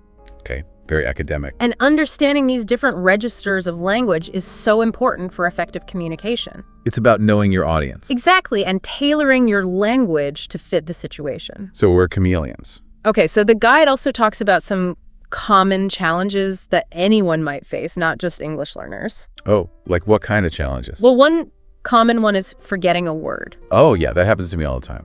And the guide suggests using more general terms as a fallback. Like that activity, the one where you walk in the forest. Okay, so describing it. Right. Or it's when you go for long walks in nature for enjoyment. So you're getting the meaning across even if you don't know the exact word. Exactly. Another potential hurdle is pronunciation. Oh, yeah. Some of those words can be tricky. The guide specifically mentions hiking and relaxed as words that some people might find difficult. Hiking and relaxed. Okay. And it recommends listening to native speakers, to get the pronunciation right. That's a good tip. And finally, there's the issue of confidence. Which is huge, I think. And the guide encourages you to start small. Maybe just talking to yourself about your experiences. Okay, so like practicing in a safe space. Exactly, and remembering that making mistakes is part of the process. Everyone makes mistakes. Right, even native speakers mess up sometimes. True. The key is to just keep practicing and not let fear hold you back. Yeah, don't be afraid to speak up. Now, the guide also gets into some interesting cultural nuances, pointing out that different English-speaking cultures might have different ways of valuing or talking about outdoor activities. Oh, that's fascinating. It notes that in some cultures, there might be this huge emphasis on the physical challenge, like, we conquered that mountain. Okay, so very achievement-oriented. But then in other cultures, it might be more about the peaceful, restorative aspects, like a gentle stroll in the countryside can be quite therapeutic. Okay, so more low-key. And being aware of those potential differences can really help you connect with people from different backgrounds. It's all about understanding and respect. And the guide wisely cautions against making generalizations. Just because you love something doesn't mean everyone else does. Right, like not everyone is a hiker. So instead of assuming like everyone loves going to the beach. Which isn't true. Right. Yeah. It's better to ask open questions like, do you enjoy spending time by the sea? So you're being more inclusive. Exactly, and you're respecting individual preferences. Good advice. And these cultural insights, they really show how language and culture are intertwined. Yeah, you can't separate them. And understanding those nuances can really make your communication more effective and sensitive, especially across cultural boundaries. Like a cultural bridge. So to wrap up our deep dive today, Time to come back inside. we started with this simple English language guide. Right, which seemed a little unexpected. But it actually gave us this really comprehensive look at the many benefits of being outdoors. For our bodies, our minds, our social lives. Exactly. And as the guide highlights, having the vocabulary and the confidence to talk about those benefits, it makes your own experiences richer. Yeah, you can really appreciate it more. And it allows you to connect with other people who share that passion. It's like finding your tribe. So for you, our listener, we'll leave you with this thought. How can you weave even small moments of outdoor time into your routine? Yeah, like little bits throughout the day. And what positive effects could that have on your life? Makes you think. And maybe inspired by our conversation today, you might reach out to someone and just start a conversation about your favorite way to experience nature. I love that idea, spreading the outdoor love. Thanks for joining us on this deep dive. It's been a pleasure. All right, so you want to really nail your English pronunciation, huh? Well, you've come to the right place because we're diving deep into this article today called Improving Your English Pronunciation: 5 Key Strategies. I'm excited to dig into this. Yeah, I think this will be fun. We can pull out some really useful tips, I bet. Definitely. So the article's first strategy is mastering the sounds of English. Sounds pretty basic, right? Well, it is and it isn't. English has some sounds that might be completely new to you if you're coming from a different language background. Yeah. And if that's the case, it can be tough to get those sounds just right. I can imagine. So where do you even begin? Like, how do you tackle that? Well, the article talks about something called the International Phonetic Alphabet, or the IPA. Have you heard of that? I think so, vaguely. Yeah, it can sound a little scary at first, all those symbols, but it's actually super useful. It's like a secret code for pronunciation. Okay, so instead of trying to figure out the crazy spellings we have in English, like, how many ways are there to spell the O sound? Oh gosh, don't even get me started, right? Like, though, through cough, it's enough to make anyone's head spin. Yeah, exactly. So the IPA just gives you one symbol for each sound, so you can look at it and know exactly how to say it. Right. And one example they give is the th sounds, like the word think. I know a lot of learners have trouble with that one. But in the IPA, it's just the symbol. Learn that symbol and how to make the sound, and you're golden. I like it. So how about minimal pairs? The article mentions those too. What are they all about? Minimal pairs are words that sound almost identical except for one tiny sound difference, like ship and sheep, or leave and live. And practicing those minimal pairs, it's like a workout for your ears and your tongue. It helps you really fine-tune your pronunciation. So you're saying if I can hear the difference between ship and sheep, I'm less likely to accidentally tell someone I want to beach them instead of teach them. Precisely. It's all about those subtle but important sound differences. They can make or break your message. Makes sense. Now, what about putting those sounds into practice? That's where the second strategy comes in. Listen and imitate native speakers. Exactly. This is where we start to really get into the flow of natural English, how it's spoken. The rhythm, the intonation, all of that. Right. So how do we do that? How do we actually listen and imitate effectively? Well, the article suggests this technique called shadowing. Have you heard of this one? I think I've heard of it, but I'm not sure I've ever tried it. It's basically listening to a native speaker and trying to repeat what they're saying as closely as possible, like you're their shadow, almost mimicking everything they do, the tone, the pauses, even the little breaths. I tried something like that once with a podcast. It was kind of funny, actually. I was repeating all these dramatic pauses, and I felt like I was in a play. That's the spirit. You got it. It might feel silly at first, Yeah. but the more you do it, the more natural it starts to feel. You're basically training your ear and your mouth to reproduce those sounds and rhythms without even thinking about it. So it's like learning a dance move. You watch someone else do it, and then you try to copy them. Exactly. You're not just learning individual sounds, you're absorbing the whole feel of the language, how it moves, how it breathes. So where's a good place for our listeners to start with this shadowing technique? Podcasts are great, and audiobooks, especially if you find topics you're really into. That way you can focus on the language and how it flows. Oh, and music too. Don't forget about music. I bet singing along to songs has helped a lot of people with their pronunciation without even realizing it. It definitely has. And it's fun, too. It's like shadowing a singer. You're picking up on those subtle nuances of pronunciation and rhythm just by singing along. Cool. So we've got the sounds themselves, and we've got this idea of rhythm and flow. What else is there? Well, the next strategy the article talks about is word stress and sentence rhythm. And I have to say this one is often overlooked. Word stress and sentence rhythm. Huh. I'll be honest, I never really thought about that much. I think a lot of people don't. But it's so important in English. You see, English is what we call a stress-timed language, meaning we put emphasis on certain syllables in a word and certain words in a sentence.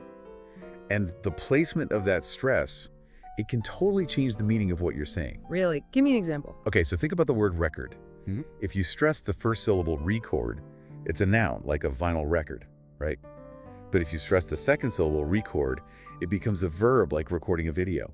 Same word, two completely different meanings, just based on where you put the stress. Wow, that's fascinating. So it's not just about sounding more like a native speaker, it's about making sure people understand you correctly. Exactly. And sometimes it can even lead to some funny misunderstandings if you get the stress wrong. So how do we know where to put the stress? It seems so subtle. How can you even learn that? It can be tricky. That's true. But one tip the article gives is to try clapping or tapping along with a sentence as you speak. It can help you feel the natural rhythm and where the stress falls. That's a cool idea. It's like you're creating a beat for the language, like turning it into a song almost. Exactly. And once you start to feel that rhythm, those stress patterns will start to become more natural to you. Awesome. Well, we've covered a lot of ground already, but there's more to come. Stay tuned as we continue our deep dive into improving your English pronunciation. And you know what else is really cool? We have all this amazing technology nowadays that can help us with our pronunciation too. Yeah, that's a good point. I mean, I feel like there are new apps and tools popping up all the time. So what does the article say about using technology for pronunciation practice? Well, for one, there are these awesome pronunciation apps like ELSA, Speak Forvo Sounds, the pronunciation app. You can basically get instant feedback on how you're saying things, which is super helpful. It's like having a pronunciation coach in your pocket, right? Exactly. Yeah. Way less scary than standing in front of a mirror trying to analyze your own voice. Totally. So these apps, they give you feedback on like individual words or... It depends on the app. Some of them focus on individual sounds or words, and some of them even let you practice whole sentences or conversations. Wow, that's pretty cool. And is there anything else the article mentions besides apps? Oh yeah, they also talk about using speech-to-text tools. Have you ever played around with those? You mean like dictating to my phone? Yeah, exactly. It can actually be a fun way to check your clarity, you know? Read something out loud and see if the computer transcribes it correctly. If it does, you're probably doing pretty well. That's a good idea. I like that. And what if I'm not sure how to pronounce a word in the first place? Like, I don't even know where to start. Well, then you can always turn to online pronunciation guides. Yeah. Like Youglish is a good one. You can type in any word and hear how real people pronounce it in different contexts. That's way better than just hearing a robotic voice from a dictionary. Totally. It gives you a much more natural feel for how the word is actually used. Okay, so we've got these apps and tools, but at the end of the day, it still comes down to practice, right? Like actually using the language and getting feedback. Couldn't agree more. The article's last strategy is all about that. Get feedback and practice consistently. So how do we do that? Especially the feedback part. It can be a little nerve-wracking sometimes to let people hear you make mistakes. Oh, for sure. Yeah. But you know, one thing that can help is joining a language exchange community. Have you ever tried that? I've heard of them, but I haven't actually participated in one yet. It's a really great way to connect with native speakers or even other learners who are at a similar level as you. You can practice speaking together, get feedback on your pronunciation, and just learn from each other. It sounds like a win-win. You get to improve your English and make new friends at the same time. Exactly. And if you're looking for something a bit more structured, the article also mentions working with a tutor. Yeah, a tutor can be super helpful. They can really pinpoint your specific pronunciation challenges and give you personalized advice. Absolutely. And one last tip that I find really helpful is recording yourself speaking. Yeah. That can be a little awkward at first, but it's so useful. You can hear exactly what you sound like and notice things you might not have realized before. It's like holding up a mirror to your pronunciation. You can really see your progress over time. And as you start to hear yourself improving, it can really boost your confidence too. Absolutely. And one thing the article really emphasizes is setting realistic goals. Don't try to change everything overnight. Focus on improving a few sounds or patterns at a time and celebrate those small victories. Small steps lead to big results. Exactly. It's all about the journey. Yeah. Not the destination.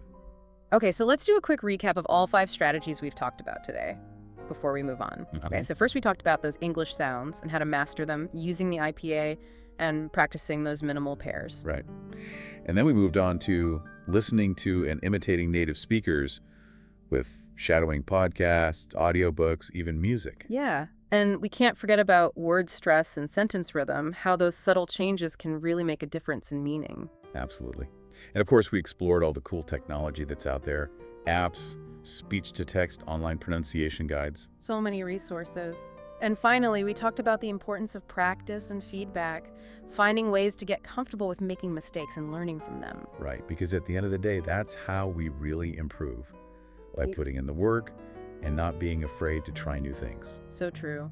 So before we wrap up, I'm curious what really resonated with you from this deep dive. Was there a particular strategy that stood out, or maybe a pronunciation challenge you're feeling more confident about tackling now?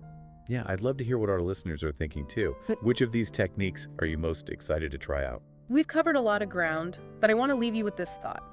The goal isn't to erase your accent or sound exactly like a native speaker, you know? It's about finding your own voice and using it clearly and confidently. Exactly. Embrace your unique accent and just focus on communicating effectively. And remember, even small improvements can make a big difference. So here's a little challenge for you.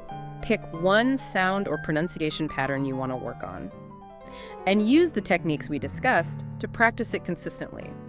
You might be surprised how much progress you can make. It's all about those small steps. They add up over time. So keep practicing, keep experimenting, and most importantly, keep having fun with the English language. You got this. Until next time, happy speaking.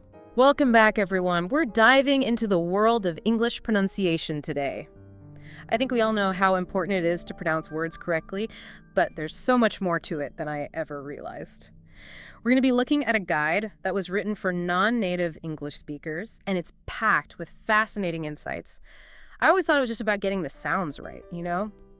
But apparently there are 44 distinct sounds in English, something called phonemes. That's right. Phones are the building blocks of pronunciation. Like the fundamental units of sound. Exactly. It's kind of like building a house. You know, you need the right tools and materials to create a sturdy structure. So phonemes are like the tools we use to build spoken English. Precisely. And just like a skilled craftsperson needs to master their tools, mastering these individual sounds is crucial for clear and understandable pronunciation.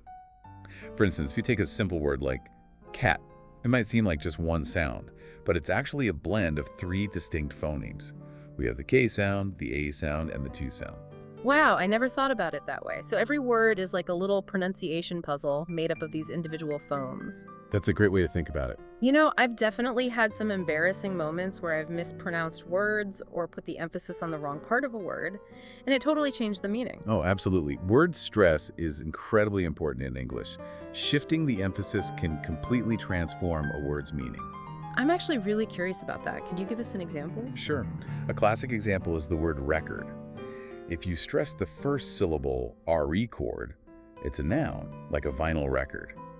But if you shift the stress to the second syllable re chord, it becomes a verb, the act of recording something. So just by changing which part of the word we emphasize, we can completely alter the meaning. That makes so much sense. Is it the same deal with emphasizing different words within a sentence? Yes. We call that sentence stress. and it plays a huge role in conveying subtle meanings and nuances. So it's not just about pronouncing the individual words correctly, but also about how we emphasize them within a sentence. Exactly. Let's take a simple sentence like, I didn't say he stole the money. Okay, I can already see how this could get interesting. Right. By subtly shifting the stress, we can change the entire focus and implication of the sentence. We can say, I didn't say it, or I didn't say he stole it. Each emphasis highlights a different part of the sentence, creating a different meaning. It's like the music of language. And that reminds me, the rise and fall of our voices, the intonation adds another layer of meaning beyond just the words themselves, right? You're absolutely right. Intonation is a crucial part of spoken English. We use it to express emotions, signal questions, make statements, and so much more. I imagine intonation can be particularly challenging for non-native speakers since every language has its own unique melody. You're exactly right. Intonation patterns vary widely across languages. English has a very melodic quality to it, and mastering those subtle rises and falls can make a huge difference in how you're understood. Could you give us an example of how intonation changes the meaning of a sentence? Sure. Let's take a simple phrase like, she's going to the store. With a falling intonation at the end, it's a straightforward statement. But if you add a rising intonation, it becomes a question. She's going to the store. And with a sharp rise and fall, it could even be an exclamation. She's going to the store. So the words stay the same, but the meaning changes dramatically based on how we say them. Fascinating. It's like we're composing symphonies with our voices. But is there a specific rhythm we should be aiming for in English, like a beat or a tempo? That's a great question. English is what we call a stress-timed language. This means that the stressed syllables in a sentence fall like rhythmic beats, while the unstressed syllables are shortened and squeezed in between. Ah, I see. It's all about the stressed syllables creating the rhythm. Precisely. Think of it like a drum beat. The siat sat on the nias. Notice how those stressed syllables create a natural rhythm. Mastering this stress-time flow is one of the keys to achieving fluency and making your English sound smooth and natural. That makes so much sense. So we've got our toolbox of 44 phonemes, we're emphasizing the right parts of words and sentences, and we're paying attention to the music and rhythm of our speech. That's a lot to keep in mind. I'm guessing there are some common pronunciation challenges that non-native speakers face. Absolutely. And it's important to remember that these challenges are completely normal. Everyone learning a new language encounters them. Let's dive into some of those common challenges. Vowel sounds are definitely a big one. English has a surprising number of vowel sounds, and they can be very subtle. How many vowel sounds are we talking about? 12, to be exact. And for those whose native language has fewer vowels, these nuances can be really tough to master. 12. That's a lot more than I would have guessed. It's no wonder I sometimes feel like I'm tripping over my vowels. It's a common experience, and a lot of it comes down to what we call minimal pairs. These are pairs of words that differ by just one sound, but that one sound can make a big difference in meaning. Like ship and sheep. I know they're different words, but they always sound so similar to me. Precisely. Those are classic examples of minimal pairs. In phonetics, we represent the E sound in sheep as I, while the I sound in ship is horse. It's a very subtle difference, but native speakers can hear it instantly. It's amazing how our brains can pick up on those tiny variations in sound. So what's the best way to tackle these vowel sound villains? One of the most effective techniques is to practice with minimal pairs, just like those sheep and ship examples. By focusing on those subtle distinctions, you'll train your ear and your tongue to produce the correct sounds. So it's all about really honing in on those tiny differences. Exactly. Another helpful tip is to use visual aids. There are diagrams and videos online that show you the position of your tongue and lips for each vowel sound. Oh, interesting. So you can actually see how the sound is made. Yes. Seeing it visually can be really helpful in understanding and replicating the correct pronunciation. That's a great tip. It's like having a pronunciation map for your mouth. Okay, what about consonant clusters? Those can be real tongue twisters, especially ones like strengths. Consonant clusters can definitely be challenging, but there are techniques to help you conquer them. One thing you can try is breaking down the cluster into individual sounds. So for strengths, you would practice the S, T, R, E, N, K, K, H, and S sounds separately. Wow, that's a lot of sounds packed into one word. It is, but by practicing them individually and then slowly blending them together, you can start to get the hang of it. And don't underestimate the power of tongue twisters. They can be a fun and effective way to practice those tricky consonant clusters. You're right. Tongue twisters aren't just for kids, they're like a workout for our pronunciation muscles. Speaking of things that can trip us up, why does English have so many silent letters? Words like night or psychology just seem to be begging for mispronunciation. Silent letters.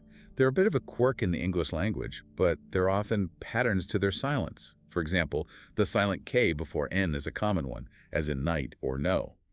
Learning to recognize those patterns can help you avoid those pronunciation pitfalls. So there's a method to the madness. Patterns are definitely our friends when it comes to English pronunciation. We've covered vowels, consonants, and silent letters. We've also talked about word stress. Now, I've heard whispers about something called the International Phonetic Alphabet, or IPA. What exactly is that? The IPA is a system that's used to represent the sounds of human speech. It's like a universal code that unlocks the pronunciation of any word, regardless of its spelling. A pronunciation Rosetta Stone. That sounds incredibly useful, but also a little intimidating. Is it something that anyone can learn? Absolutely. It might seem daunting at first, but the IPA chart is actually quite logical and user-friendly, and there are lots of resources available online to help you learn the symbols and how to use them. So it's like learning a new alphabet, but for sounds instead of letters. Exactly. And once you understand the IPA, you can decipher the pronunciation of any word, even if you've never seen or heard it before. It's particularly helpful for those tricky vowel sounds we talked about earlier. I'm definitely going to check it out. It sounds like an invaluable tool for anyone who's serious about mastering English pronunciation. Okay, we've talked a lot about individual sounds, but what about the bigger picture of pronunciation? Things like rhythm, intonation, and the way we connect words together. Are those important too? Absolutely. Mastering individual sounds is essential, but it's only part of the puzzle. To truly sound natural and fluent, you need to pay attention to the overall flow and musicality of spoken English. So it's like learning to play a musical instrument. You need to master the individual notes, but you also need to understand rhythm, timing, and how to create a melody. That's a fantastic analogy. In English, we use things like stress, intonation, and linking to create that musicality. Remember how we talked about English being a stress-timed language? That means that the stressed syllables in a sentence fall like rhythmic beats, while the unstressed syllables are shortened and squeezed in between. Right, like that sat and at the met example. Exactly. Mastering that stress-timed rhythm is key to sounding fluent and natural. And then there's intonation, the way our voices rise and fall, which adds another layer of meaning to our speech. It helps us convey emotions, signal questions, and make our conversations more dynamic. So it's not just about what we say, but how we say it. Precisely. And finally, there's linking, which is the way we connect words together in spoken English. Native speakers tend to blend words together, especially in casual conversation. For example, I want to go often becomes, I want to go. Oh, I do that all the time. I never even realized it was a thing. It's a natural part of spoken English, but it can be confusing for non-native speakers who are used to pronouncing each word separately. The key is to listen for those linking patterns in natural speech and try to incorporate them into your own speaking. So mastering pronunciation is about more than just individual sounds. It's about understanding the rhythm, the melody, and the flow of spoken English. Exactly. It's about bringing all of those elements together to create clear, confident, and engaging communication. It's mind-blowing how much goes into sounding natural in English, you know? We've covered so much today, like all those foams and minimal pairs and those tricky consonant clusters. We even talked about the IPA. It's been quite a journey. But remember, this is just the beginning. The key is to take all this and actually use it. Right. So where do we go from here? How do we actually improve our pronunciation? Well, we talked about mimicking native speakers. That's always a good starting point. Yeah. But remember, it's not about erasing your accent. Yeah, I think accents are really cool. They add so much personality. Absolutely. It's more about focusing on specific elements that will make your English clearer. Like, pay attention to how native speakers make those sounds, how they stress words, how their voices go up and down. Watch their mouths, listen to their pace, how they emphasize things. It's like a free pronunciation lesson right there in your living room. So it's more about learning from them than trying to sound exactly like them. Makes sense. And those tongue twisters, those are for everyone, right? Not just kids. Tongue twisters are fantastic no matter how old you are. They help you get better control over your tongue, your lips, how you breathe, all super important for speaking clearly. And, well, they're fun too. I love a good tongue twister. Yeah. I'm going to dust off some of my old favorites and start practicing. Speaking of tools, what about that IPA thing, the International Phonetic Alphabet? How does learning that actually help? The IPA is like a secret code for pronunciation. It's a system that shows you exactly how to say any word, no matter how it's spelled. So it takes away the mystery of those tough vowel sounds and consonant clusters. Yep, it's like having a map that tells you exactly where to put your tongue and how to shape your mouth. Plus, there are tons of resources online to help you learn it. Sounds like something I need to check out. We've talked about mimicking, tongue twisters, and the IPA. Any other tips for leveling up our pronunciation game? One of the best things you can do is record yourself. Listen back and hear how you sound compared to a native speaker. You might be surprised what you notice. That's a great idea, like having a personal pronunciation coach in your pocket. What about practicing with a friend? Definitely. If you can find a pronunciation buddy, especially someone who's a native speaker, that could be super helpful. You get instant feedback, you can practice real conversations, and it's just more fun to learn with someone else, you know? Totally. Learning languages should be fun. Well, we've really dug deep into English pronunciation today, haven't we? Any final words of wisdom for our listeners who are working on their pronunciation? Remember, this is a journey. It takes time and it takes practice. And it's okay to make mistakes. That's how we learn. Don't get discouraged. Celebrate those small wins. Keep practicing. And most importantly, have fun with it. I love that. And even native English speakers mess up sometimes. It's not about being perfect. It's about communicating clearly and confidently. Keep practicing, keep exploring, and keep enjoying the process. And on that note, here's something to think about as you go about your day. If English pronunciation had its own theme song, what would it be? Thanks for joining us on our deep dive into English pronunciation. See you next time. Ever get that feeling? Like you're trying to explain your workout, that awesome spin class, or even just your regular morning walk, and the words just don't come out right in English. Yeah, it can be tricky. Kind of like walking into a new gym for the first time, Yeah. You see the equipment, you kind of get what everyone's doing, but actually explaining it yourself, that's a whole other thing. It is. It's a bit of a language barrier, even if you understand the activity itself. Exactly. But moving our bodies, being active, that's something everyone gets, right? Oh, yeah, definitely. It's universal. It's just when you want to get into the specifics in English, well, that's where we come in. That's where we can help bridge that gap. So today's deep dive, it's all about giving you the tools to talk about workouts and physical activity confidently in English. Absolutely. And we've got some great resources for this. We do. At the heart of it all is this really fantastic guide describing physical activities and workouts in English, a how-to guide. That's a great starting point. It really is. Think of it as your fitness language toolkit. Yeah. And our mission today is to take the best parts of this guide, the most useful stuff, and really help you get fluent in, fitness English. It's about giving you the vocabulary and the confidence to express yourself clearly. Exactly. Because think about it, gyms are everywhere, right? Mm-hmm. You see running groups all the time. Social media is exploding with workout stuff from all over the world. It's a huge part of the global culture. It is. And being able to join those conversations in English, whether you're talking about a sport you love, asking a coach online for tips, even just using your fitness apps, it just opens up so much. Oh, absolutely. It makes the whole fitness world more accessible. So much more. Plus, it just feels good, to be able to say what you mean. Definitely. That sense of empowerment is huge. Okay, so how are we going to tackle this? Well, we're going to start with the basics, building up your vocabulary. Sounds good. A solid foundation is key.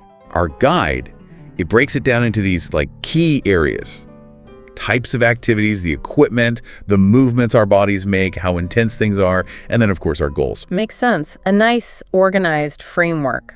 So let's start with types of physical activities. Right, the activities themselves. This covers everything from a gentle stroll to an all-out sprint. Right, the whole spectrum. And the guide gives us this great list, starting with, running, jogging, walking, the everyday stuff. Those are the fundamentals, yeah. Then we have swimming, cycling, things people talk about all the time when they're discussing exercise. And the guide gives these really clear examples, right? Like, I enjoy running in the park, or jogging is a good way to start the day. Yeah, simple and straightforward. Easy to understand and easy to use. And the list goes on.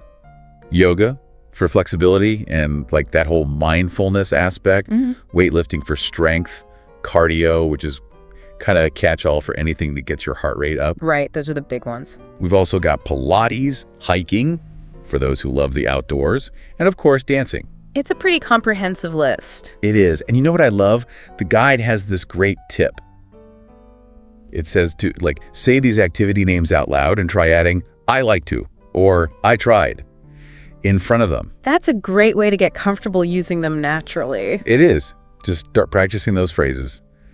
Okay, moving on to workout equipment. When you're at the gym, using stuff at home, knowing what to call things is pretty essential. Makes sense. It helps you navigate that environment. The guide gives us this starter pack of vocabulary. We've got dumbbells, barbells, the classics for strength training. The staples of any weight room. Treadmill for running indoors, yoga mat. I mean, those are used for so many things these days. True. Very versatile piece of equipment. Resistance bands, which are awesome because they're portable. Kettlebells for like those swinging movements. Kettlebells are great for a full body workout. They are. And of course, the exercise bike. Another classic. Okay, so we've got the activities, the equipment. Now let's think about what our bodies are actually doing, the movements. The verbs, right? The action words. Exactly. We've got lift, push, pull. Think about lifting weights, pushing a door open, pulling a resistance band. Those are very common actions, even outside of exercise. They are. Then we've got stretch, bend, super important for flexibility, jump for high impact stuff, and twist for your core, even dancing. It's interesting how many of those verbs have multiple meanings and applications. They do. Yeah. Now, how do we talk about how much effort we're putting in, the intensity? Right, because that can vary so much. It can. So we've got words like light, moderate, intense, pretty straightforward. Then there's exhausting for when you're like really wiped out. Yeah, we've all been there. And this is important. Low impact versus high impact. Especially important when you're talking about what's good for your joints. It is. Finally, let's talk about fitness goals. Why are we doing all this? What are we aiming for? That's driving us to be active. Exactly. Common goals are building strength, increasing endurance so you can keep going for longer, improving flexibility, so important for overall well-being. Those are some great goals. Weight loss, that's a big one for a lot of people. And toning, getting those muscles firm. It's interesting how those goals often overlap. They do. They're all connected. Now, the guide has this awesome practice activity for you here. It suggests writing a few simple sentences using the words from each of these categories. So, for example, you could say something like, I like to lift dumbbells for a moderate workout to build strength. That's a great way to put it all together. It is. Okay, so we've got the words. Now we need to know how to put them together correctly, which means grammar. The rules of the language, yeah. The guide starts with the present tense, which is like the most basic tense for talking about your regular habits and what you're doing right now. Yeah. We have the simple present for routines like, I go for a run every morning. Describing a consistent action. And then the present continuous for what's happening at this exact moment, like I'm stretching my hamstrings before my run. An action in progress. Exactly. And the guide gives these great examples, like he goes to the gym 3 times a week, and there's swimming laps at the pool now, to really show how these tenses are used. Yeah, those are good examples. Okay, so now we need to talk about the past, because we often want to share about a workout we've already done. Makes sense. We tell stories about our fitness experiences. We do. We use the simple past for finished actions, like I lifted heavier weights yesterday. Completed actions in the past. And then there's the past continuous for things that were ongoing at a specific time in the past. So, for example, I was cycling in the park when it started to rain. I like that example. It tells a little story. It does. And the guide's got more great examples, like she pushed through a tough workout last night and they were hiking in the mountains all day. Really clear uses of these past tenses. Very clear. Now, what about looking ahead, making plans? For that, we need the future tense. Talking about what we're going to do, what we hope to achieve. We use will for things that are more like spontaneous decisions or general predictions. So I think I will try a new yoga class next week. A decision made in the moment. Then there's going to, for more definite plans. I'm going to go for a long bike ride on Saturday morning. Something you've already decided on. Exactly. The guide's examples are, he will probably run a marathon someday, and we're going to do some core exercises after this, which really show that subtle difference. Will is more open, while going to is more certain. Now, let's talk about prepositions, those little words that tell us when and where. In, on for time, and at, on with for place. They're small but important for adding detail. Absolutely. The guide gives this super helpful example. I usually work out in the evening on Wednesdays for about 45 minutes. Nice, using all 3-time prepositions in one sentence. And then, I like to run at the local track on the paved path with my running group. That's great for describing location. Okay, so we've got our nouns, verbs, prepositions. But to make our descriptions more vivid, more interesting, we need adjectives and adverbs. To add a little color to our language. Adjectives describe the workout itself. It was a really challenging Pilates session. Describing the session as a whole. And adverbs describe how you did something. I walked briskly for 30 minutes. Describing the action of walking. The guide's got some great examples, like the intense weightlifting left me feeling tired but strong, and she stretches slowly and carefully to prevent injuries. I like how those examples show both positive and negative feelings. Me too. And here's another practice activity for you. Try writing a few sentences in different tenses about an activity you enjoy. Put that grammar to use. The more you practice, the better you'll get. Okay, so now we have the words. We know how to structure sentences. How do we put it all together to describe our workouts? How do we create those full, detailed descriptions? Our guide has this step-by-step process, which is super helpful. Sounds good. Break it down for us. Step 1. Start by just naming the activity. Keep it simple. I did a strength training workout. Clear and to the point. Then step 2, add some details, where you did it, when, how long. So I did a strength training workout at the gym this morning for about an hour. That gives us a better picture. Step 3, include any equipment you used or specific movements. I did a strength training workout at the gym this morning for about an hour using dumbbells and a barbell. Or she went for a swim at the community pool yesterday evening for 45 minutes, doing freestyle and backstroke. Adding those specifics is great. Finally, step 4, mention the intensity or your goals. I did an intense strength training workout at the gym this morning for about an hour using dumbbells and a barbell to build muscle. Or she went for a swim at the community pool yesterday evening for 45 minutes doing freestyle and backstroke for a low-impact cardio workout. Wow, those descriptions are really comprehensive. They are, and the guide has even more examples about lifting heavy weights to increase strength, jogging at a comfortable pace to improve endurance. Really useful stuff. Really paints a picture of the workout. It does. And of course, another practice activity. Describe your most recent workout using those 4 steps. Love the practice activities. Now, talking about fitness, it's not just about listing facts, right? We want to have actual conversations, connect with people. Right, we want to engage with others. So let's talk about some conversational tips and phrases. Ways to start chats, share our routines, ask for advice, all that good stuff. That sounds really useful. The guide gives us some great ways to start a fitness chat, like, do you work out regularly? Or what's your favorite way to get some exercise? Nice, simple, and open-ended. When you're sharing your own routine, the guide suggests keeping it casual. So instead of saying, I attend the gym 3 times per week, you can say, I usually hit the gym about 3 times a week. That does sound more natural. Or, I've really gotten into running lately. It's such a good stress reliever. Or, I've been trying out yoga to help me relax after work. Those sound like things people actually say, yeah. Right. What about asking for advice? We've got, what do you recommend for improving my cardio? That's a good one. How do you stay motivated to stick to your exercise plan? Oh, that's a tough one. It is. Or, I'm new to weightlifting. Do you have any tips for beginners? Those are all good ways to get advice from someone. And then, of course, you'll need to know how to respond to questions and keep the conversation going. The guide gives examples like, oh, I just do some light cardio, nothing too strenuous. Keeps it low-key. Or, yeah, I really enjoy swimming. It's so gentle on my joints. Or, not really a gym person. I prefer getting active outdoors, like hiking. Nice. Those give a little more information than just yes or no. And then, of course, we want to express our feelings about our workouts. The guide has some great phrases for that, like, that run felt absolutely fantastic today. Or, lifting those heavier weights was tough, but I definitely feel stronger. Or even, I'm so incredibly sore after that leg workout. Totally worth it, though. Yeah, those really capture the emotions. They do.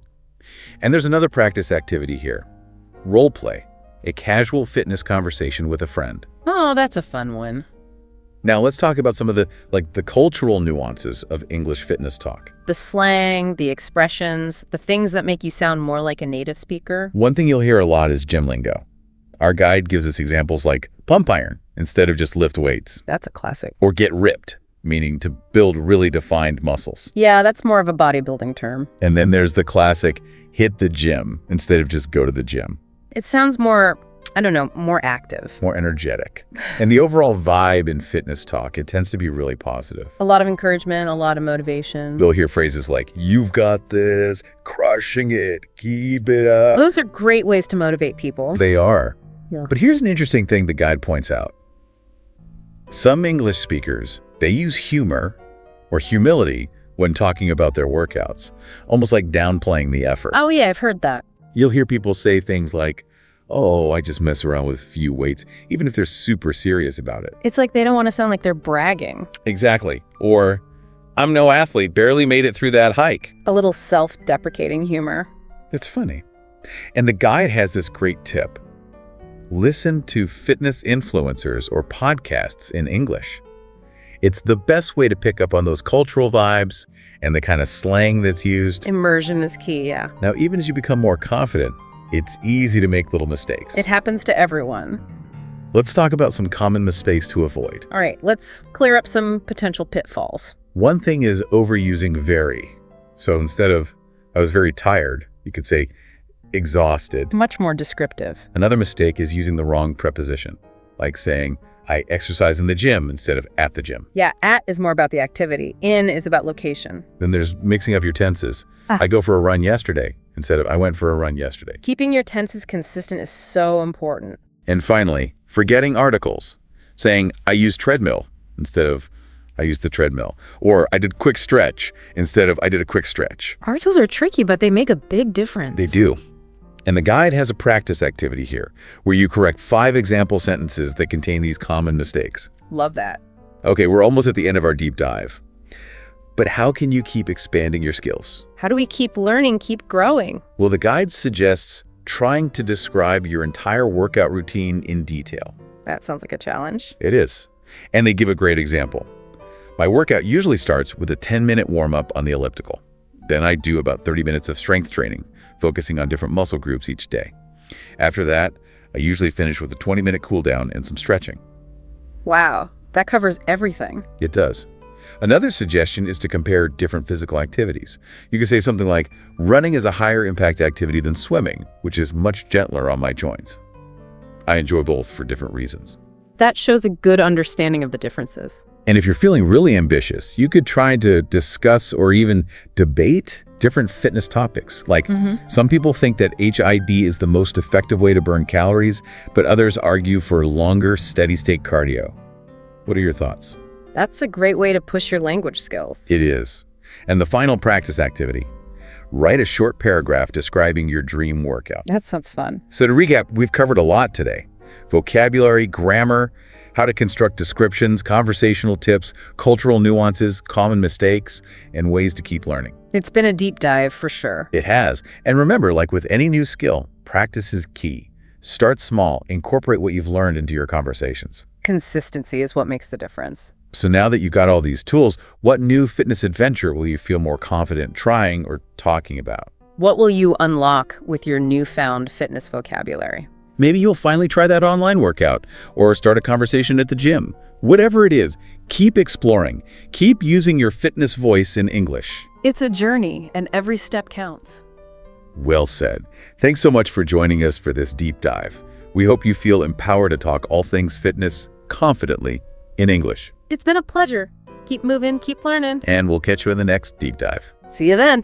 Okay, so have you ever highlighted practically an entire textbook? Yeah. Hoping it'll just magically make you remember everything? Totally. Or maybe you're the kind of person who learns a new language by belting out karaoke tunes. Oh, yeah. Turns out we all have these unique learning styles. Sure. It's these ways our brains just prefer to process information. Right. And get this understanding, yours can be a total game changer. Jesus. Especially if you're trying to learn something new, I don't know English. Exactly. And what's so fascinating is this idea of learning styles. It's not just some, pop psychology trend. Right. It's actually rooted in real cognitive science and educational theory.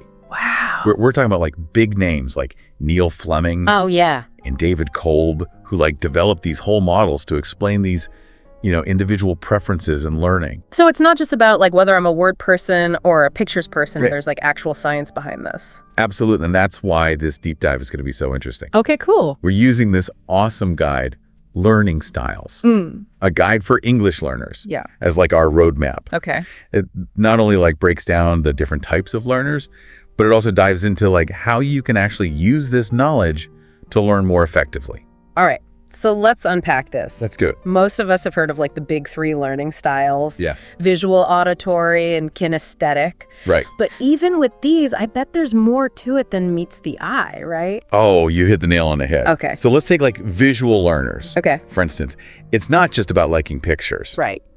The guide cites research showing that visual learners actually like remember information better when it's presented visually. Makes sense. Think about it. Have you ever like drawn a diagram to help you understand a concept? Oh, all the time. Especially when I was trying to memorize all those grammar rules. Uh-huh. Suddenly, prepositions weren't so scary when I could like picture them as these like little bridges connecting words. Exactly. And the guide highlights techniques like mind mapping, color coding, and even using flashcards with visuals on them. Okay. It's about transforming information into something you can actually see and interact with spatially. So it's like turning information into a mental movie. Yeah, you got it. I like that. Now let's shift gears to auditory learners. Okay.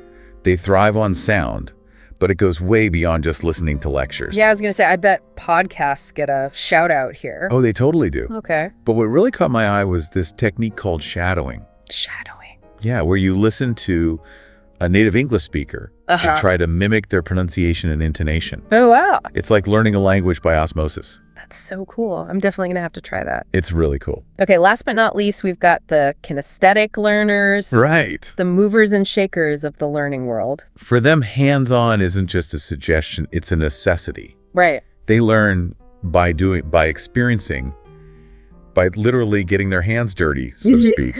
Yeah. The guide mentions things like role-playing, using real objects to represent vocabulary words, and even incorporating gestures into language practice. So instead of just memorizing the word apple, Right. a kinesthetic learner might learn it better by like actually holding an apple and looking at it. Exactly. And it's really interesting. Right. The guide even suggests taking field trips. Field trips? So places where you can actually hear and use English in a real-world setting. So like going to a local market and like trying to order food in English. Yeah, exactly. That sounds terrifying and exhilarating all at the same time. That's the point. Okay. It's about immersing yourself in the language. Yeah. Not just like studying it from a textbook. Right. Now, here's where it gets even more interesting. Okay. The guide goes beyond these classic 3 styles and introduces some additional learning preferences that are often overlooked. Ooh, like what? I'm intrigued. Yeah. What kind of hidden learning superpowers are we talking about here? Good question. Okay, so last time we left off with this like cliffhanger about hidden learning superpowers beyond like the, classic visual, auditory, and kinesthetic styles. Spill the beans. What other learning styles are out there? Well, get this. Some people are what the guide calls reading, writing learners. Reading, writing learners. They're all about like the power of the written word. Okay, that makes sense. Yeah. I definitely know people who seem to like absorb information best when they can like read it or write it down. Right. But how is that different from, say, a visual learner who likes using flashcards? It's a subtle but important distinction. Okay. Visual learners often focus on like the visual presentation of information, like using different colors or layouts to make things stand out. Right. But writing learners are drawn to like the language itself. Okay. The structure of sentences, the way words are used to convey meaning. So a reading writing learner might be the type who like loves diving into a good dictionary or like meticulously takes notes in the margins of their books. Exactly. And the guide suggests things like keeping a vocabulary journal. Oh, yeah. Where you not only like write down new words and definitions, but also try to use them in your own sentences. Oh, it's a classic technique for a reason. Yeah. It helps with both like memorization and application. Absolutely. And for like more advanced learners, the guide even suggests like translating texts back and forth between English and your native language. Okay. It's a challenging but effective way to deepen your understanding of like both languages. Whoa, that sounds intense, but also super rewarding. It can be. Okay, what about the social butterflies of the learning world? Oh, yeah. What makes someone a social learner? Social learners are all about collaboration and interaction. Okay. They thrive in group settings, bouncing ideas off others, Right. engaging in discussions. So basically the opposite of me trying to cram for a test Right. in the quiet corner of the library. Well, not necessarily opposite, but definitely a different approach. Okay. And the guide highlights the value of like study groups, Right. conversation clubs, even language exchange partners for social learners. I can see how that would be like super helpful for practicing speaking and listening skills. Yeah. But what if someone prefers to like fly solo when it comes to learning? Does the guide have any advice for them? Absolutely. The guide acknowledges that some people are solitary learners. Solitary learners. Meaning they prefer to work independently. Okay. And like create their own personalized learning environment. So they're the masters of like self-directed learning. Right. Creating their own curriculum, setting their own pace. Exactly. And the guide has some great suggestions for them. Okay. Like utilizing self-study materials, Right. online courses, and language learning apps. Cool. It's all about like taking ownership of the learning process. Right. And finding what works best for you. Now, you mentioned earlier that most people aren't just one pure learning style. Right. But often a blend of different preferences. Yeah. How does that play out in real life? Good question. Does the guide talk about how to figure out your own unique mix of styles? It does. And this is where things get really practical. Okay. The guide actually includes like a self-assessment section with questions to help you identify your dominant learning styles. So things like, do you prefer listening to a podcast or reading a transcript? Exactly. Yeah. And the key is not to get too hung up on labels. Right. The goal is to gain like a better understanding of your natural inclinations. Okay. So you can tailor your learning strategies accordingly. Okay, so let's say I've gone through the self-assessment and I've realized that I'm a visual learner with a dash of social learning sprinkled in. Right. What do I do with that information? Good question. How do I actually put it into practice? Well, that's what we're going to dive into in the next part of our deep dive. Okay. The guide is chock full of like specific strategies and techniques for each learning style. And even better, it gives tips on how to combine those approaches to create a truly personalized learning experience. Ooh, I can't wait. Stay tuned, folks. We'll be back after a quick break to reveal the secrets to maximizing your learning potential. I like it. All right, so welcome back. I'm ready to like unlock those learning secrets. We've explored this whole world of learning styles, and I'm starting to see how this knowledge can be like so powerful. Yeah, the beauty of like understanding your learning style is that it lets you take control of like your learning journey. Yeah. It's like having a personalized toolkit for your brain. I love that analogy. So let's dive into this toolkit. What kind of strategies does the guide suggest for actually applying this knowledge? Well, one of the most important takeaways is like the idea of combining learning styles. Remember, most of us aren't just one pure type, but like a blend of different preferences. So even if I'm like primarily a visual learner, I might benefit from incorporating some like auditory or kinesthetic techniques. Exactly. Think about it, like cooking. You might have a favorite ingredient, but the dish becomes truly delicious when you combine like different flavors and textures. The same goes for learning. Okay, so give me an example. How might a visual learner, who's also a bit of a social butterfly approach, learning new English vocabulary? Well, they might start by like creating flashcards with pictures and definitions, which taps into their visual strength. Right. But then they could take it a step further by like joining a conversation club or finding a language exchange partner to actually practice using those new words in real time, satisfying their social learning needs. So it's like layering different techniques to create like a richer, more multidimensional learning experience. Precisely. And the guide gives some really creative examples of how to do this.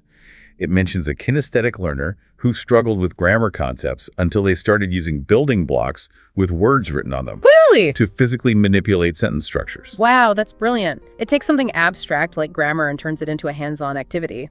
I can totally see how that would click for someone who learns best by doing. And that's the magic of this whole learning styles thing. It's about finding what works best for you and then customizing your approach. Right. And the guide also emphasizes the importance of being adaptable, right? Like our learning style might shift depending on the situation or what we're trying to learn. Absolutely. For instance, a social learner who thrives in group discussions might find that they need like a more solitary approach when studying for a big exam. That makes sense. It's about being flexible and using the tools that are most effective for each specific context. Right. And the guide even encourages experimentation. Don't be afraid to try something new and see if it works for you. You might be surprised at what you discover.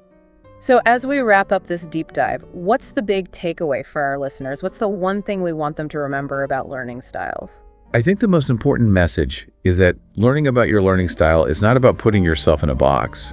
It's about giving yourself permission to learn in the way that works best for you. It's about understanding your strengths, recognizing areas where you might need to adapt, and then having the confidence to create a learning experience that's truly personalized. Exactly, and the best part is this isn't just for students or language learners.